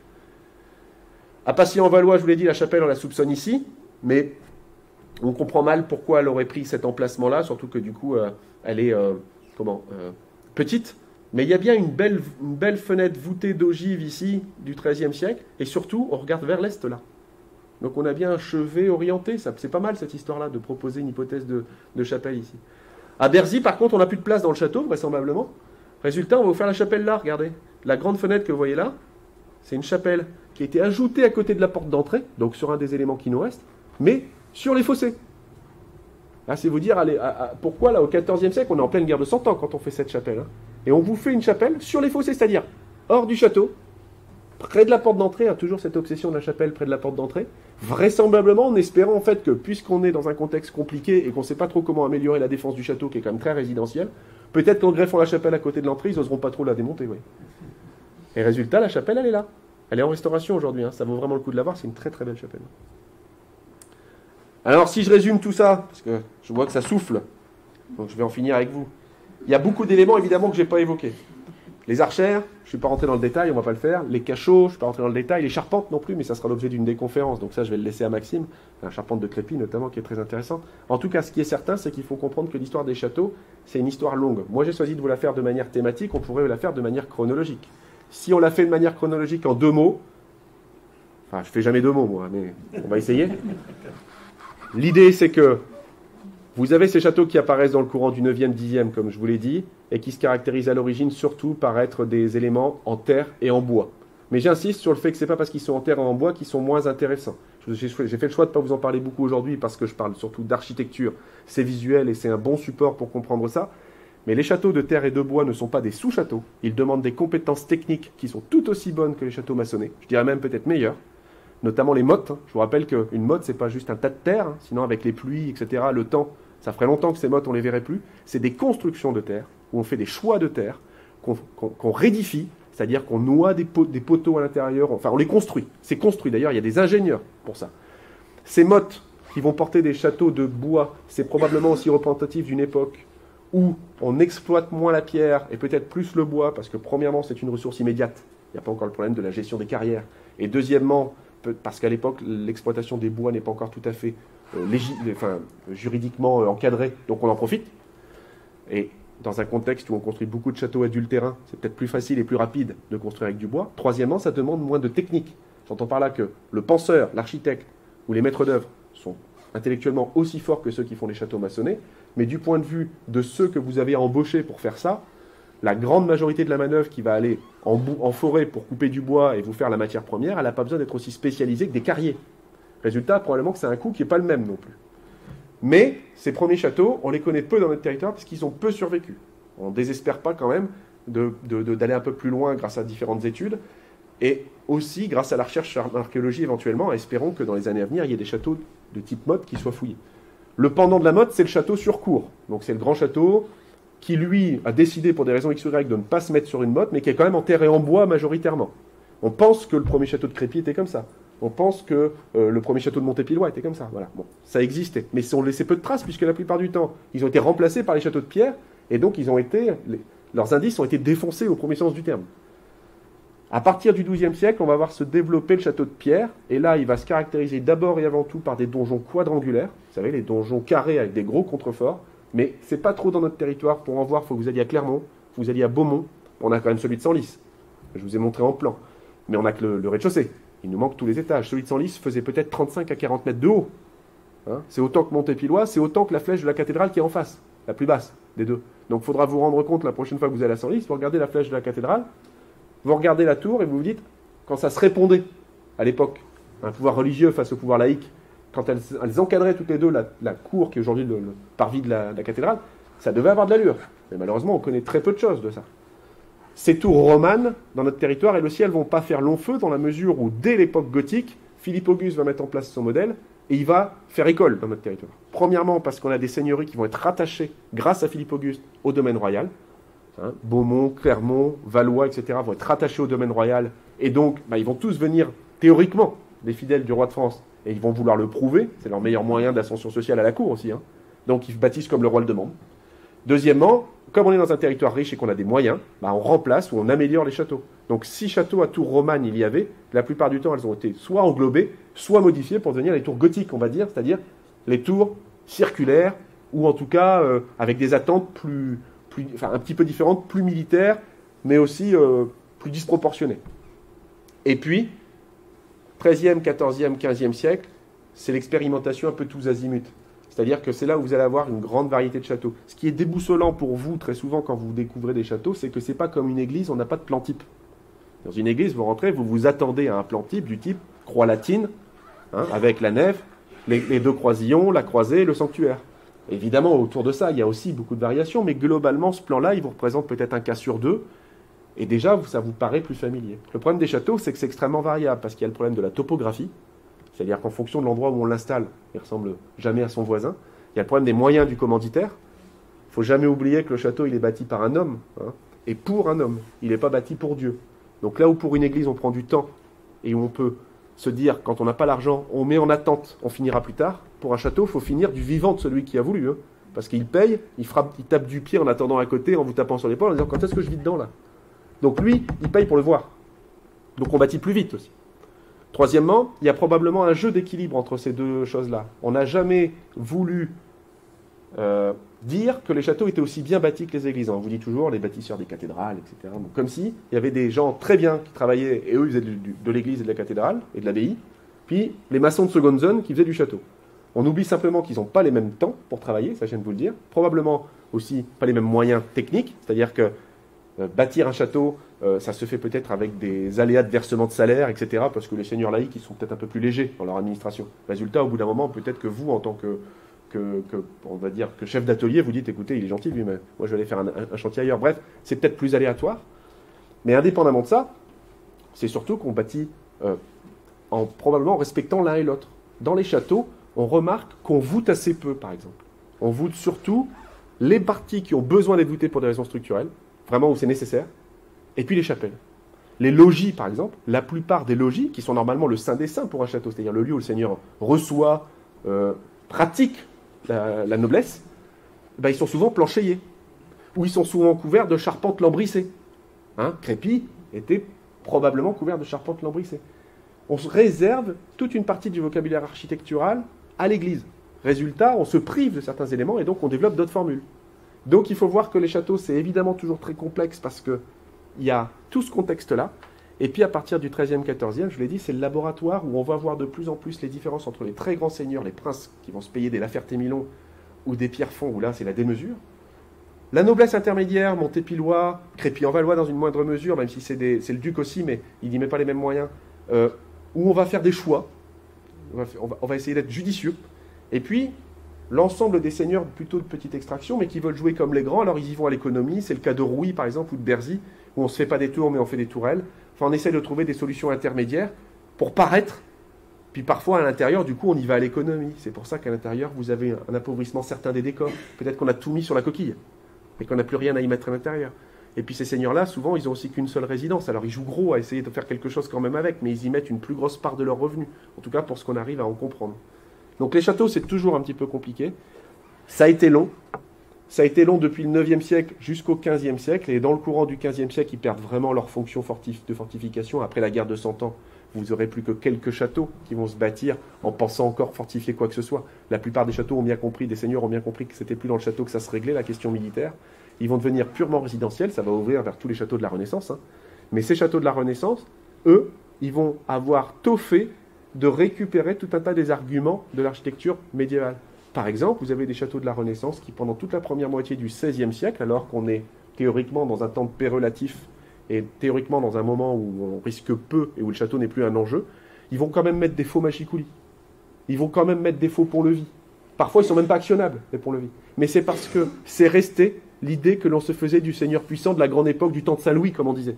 Et résultat, ça va perdurer. Ça va perdurer à toutes les époques, en s'essoufflant, bien sûr. Et au XIXe siècle, des gens comme Viollet-le-Duc vont faire renaître ça en faisant ce qu'on appelle le néo-gothique. C'est-à-dire qu'ils vont revenir à une espèce d'image idéale du château, où ils vont vous rebâtir des faux châteaux qui ressemblent un peu aux anciens, sauf que on vous fait croire qu'il y a une poutre en bois qui tient le sol et en fait c'est de l'acier trempé.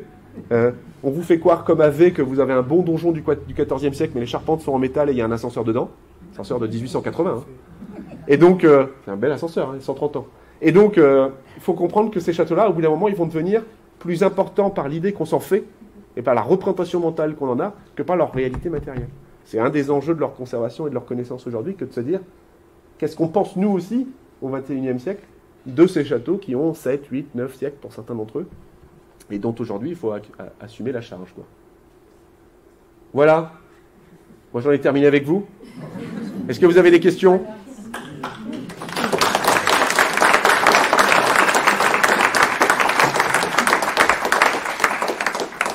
Est-ce que vous avez des questions ? Ah oui, parce que je me suis retenu. Parce que c'est... Bon, théoriquement, avec Montépillois, c'est mon château favori, Coucy. Et je me suis retenu, premièrement, parce que je ne peux pas tout faire, et que Coucy, à lui seul, c'est 5 heures d'architecture. Coucy, c'est tout ce que je vous expliquais en philippien, mais elle est démesurée. C'est un donjon 2 fois plus grand, des cours 2 fois plus grandes, des tours d'angle 2 fois plus grandes, enfin, tout est 2 fois plus grand. C'est un cas unique, Coucy, hein, c'est le plus grand château du monde. Hein. Tous les châteaux se revendiquent d'être les plus grands, mais... Comment ? Voilà, alors si les Patrival marchent bien cette année, et ça démarre bien, j'espère que ça va continuer. Si les Patrival marchent bien cette année et que l'année prochaine on continue, dans le cadre des conférences de l'année prochaine, normalement je vous ferai Coucy parce que avant même que les conférences aient lieu, on a déjà commencé à m'en parler. Et puis vous en remettez une couche. Donc je pense qu'on va pas passer à côté, on va être obligé. Mais Coucy, allez le visiter, hein, vraiment. Rappelez-vous qu'à la fin du 19e siècle, c'est un des sites les plus visités de France en alternance avec le Mont-Saint-Michel. C'est un site que tout le monde allait voir. Il a été effectivement détruit en 1917 par les Allemands, mais pour autant, ce qui reste, c'est toujours remarquable. Vous prenez 4-5 heures, parce qu'il faut du temps à Coucy. Hein. Prenez 4-5 heures, faites le tour des remparts, vous allez voir tout ce qu'il faut, vous pouvez même passer la journée, il y a de quoi manger, et ça vaut vraiment le coup. Moi, j'ai rien à gagner à dire ça, hein. Mais ça vaut vraiment le coup de le faire. C'est la démesure absolue. Promis, je vous le ferai. Mais en université, quand je donnais les cours, pour Coucy, je prenais 4 séances. Hein. Donc, va falloir s'armer. Oui ? Tu as parlé de la qualité du travail sur les châteaux quand on voit Montépillois. La technique, ah oui. Les mortiers, la taille et tout, c'est aussi bien, sinon mieux que sur l'église. Oui. Bon, il faut dire que Alors Montépillois, pour prendre cet exemple-là, c'est un cas particulier qui effectivement illustre bien que la guerre entre les soi-disant maçons ou architectes spécialistes des églises face aux maçons ou architectes spécialistes des châteaux qui seraient de rang 2, entre guillemets, elle est complètement absurde. Parce qu'à Montépillois, effectivement, la première partie de la tour, elle est des années 1180-1190. En termes de mise en œuvre, elle est remarquable.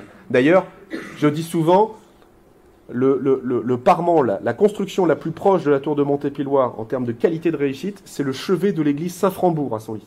C'est-à-dire que si vous voulez aller voir quelque chose de comparable au parement de Montépillois, il ne faut pas aller voir un autre château, il faut aller voir le chevet d'église Saint-Frambourg qui est bâti à peu près au même moment, avec des financements royaux, et qui est d'une qualité remarquable. C'est vrai qu'ils se ressemblent vraiment en termes de mise en œuvre.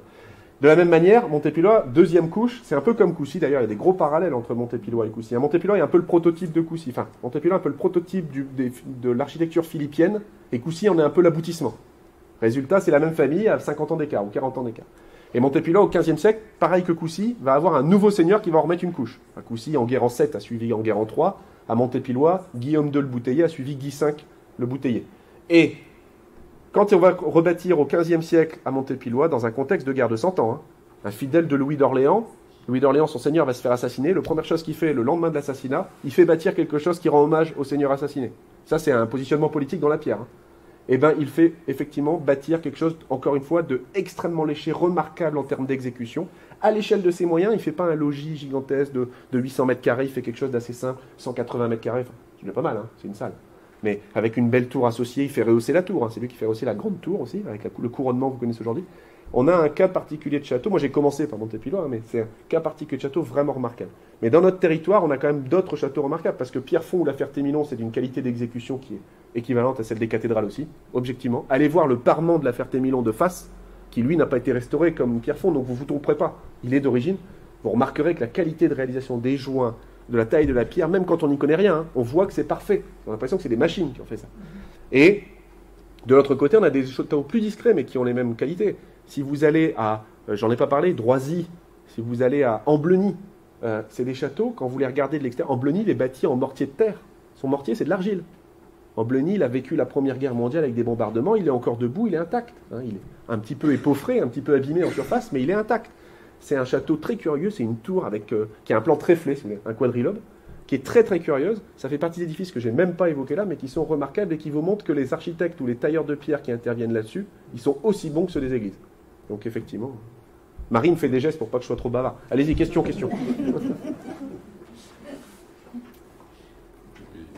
Vous avez d'autres questions? Je répondrai plus vite. Bon, sinon, moi je vous remercie. Merci à vous.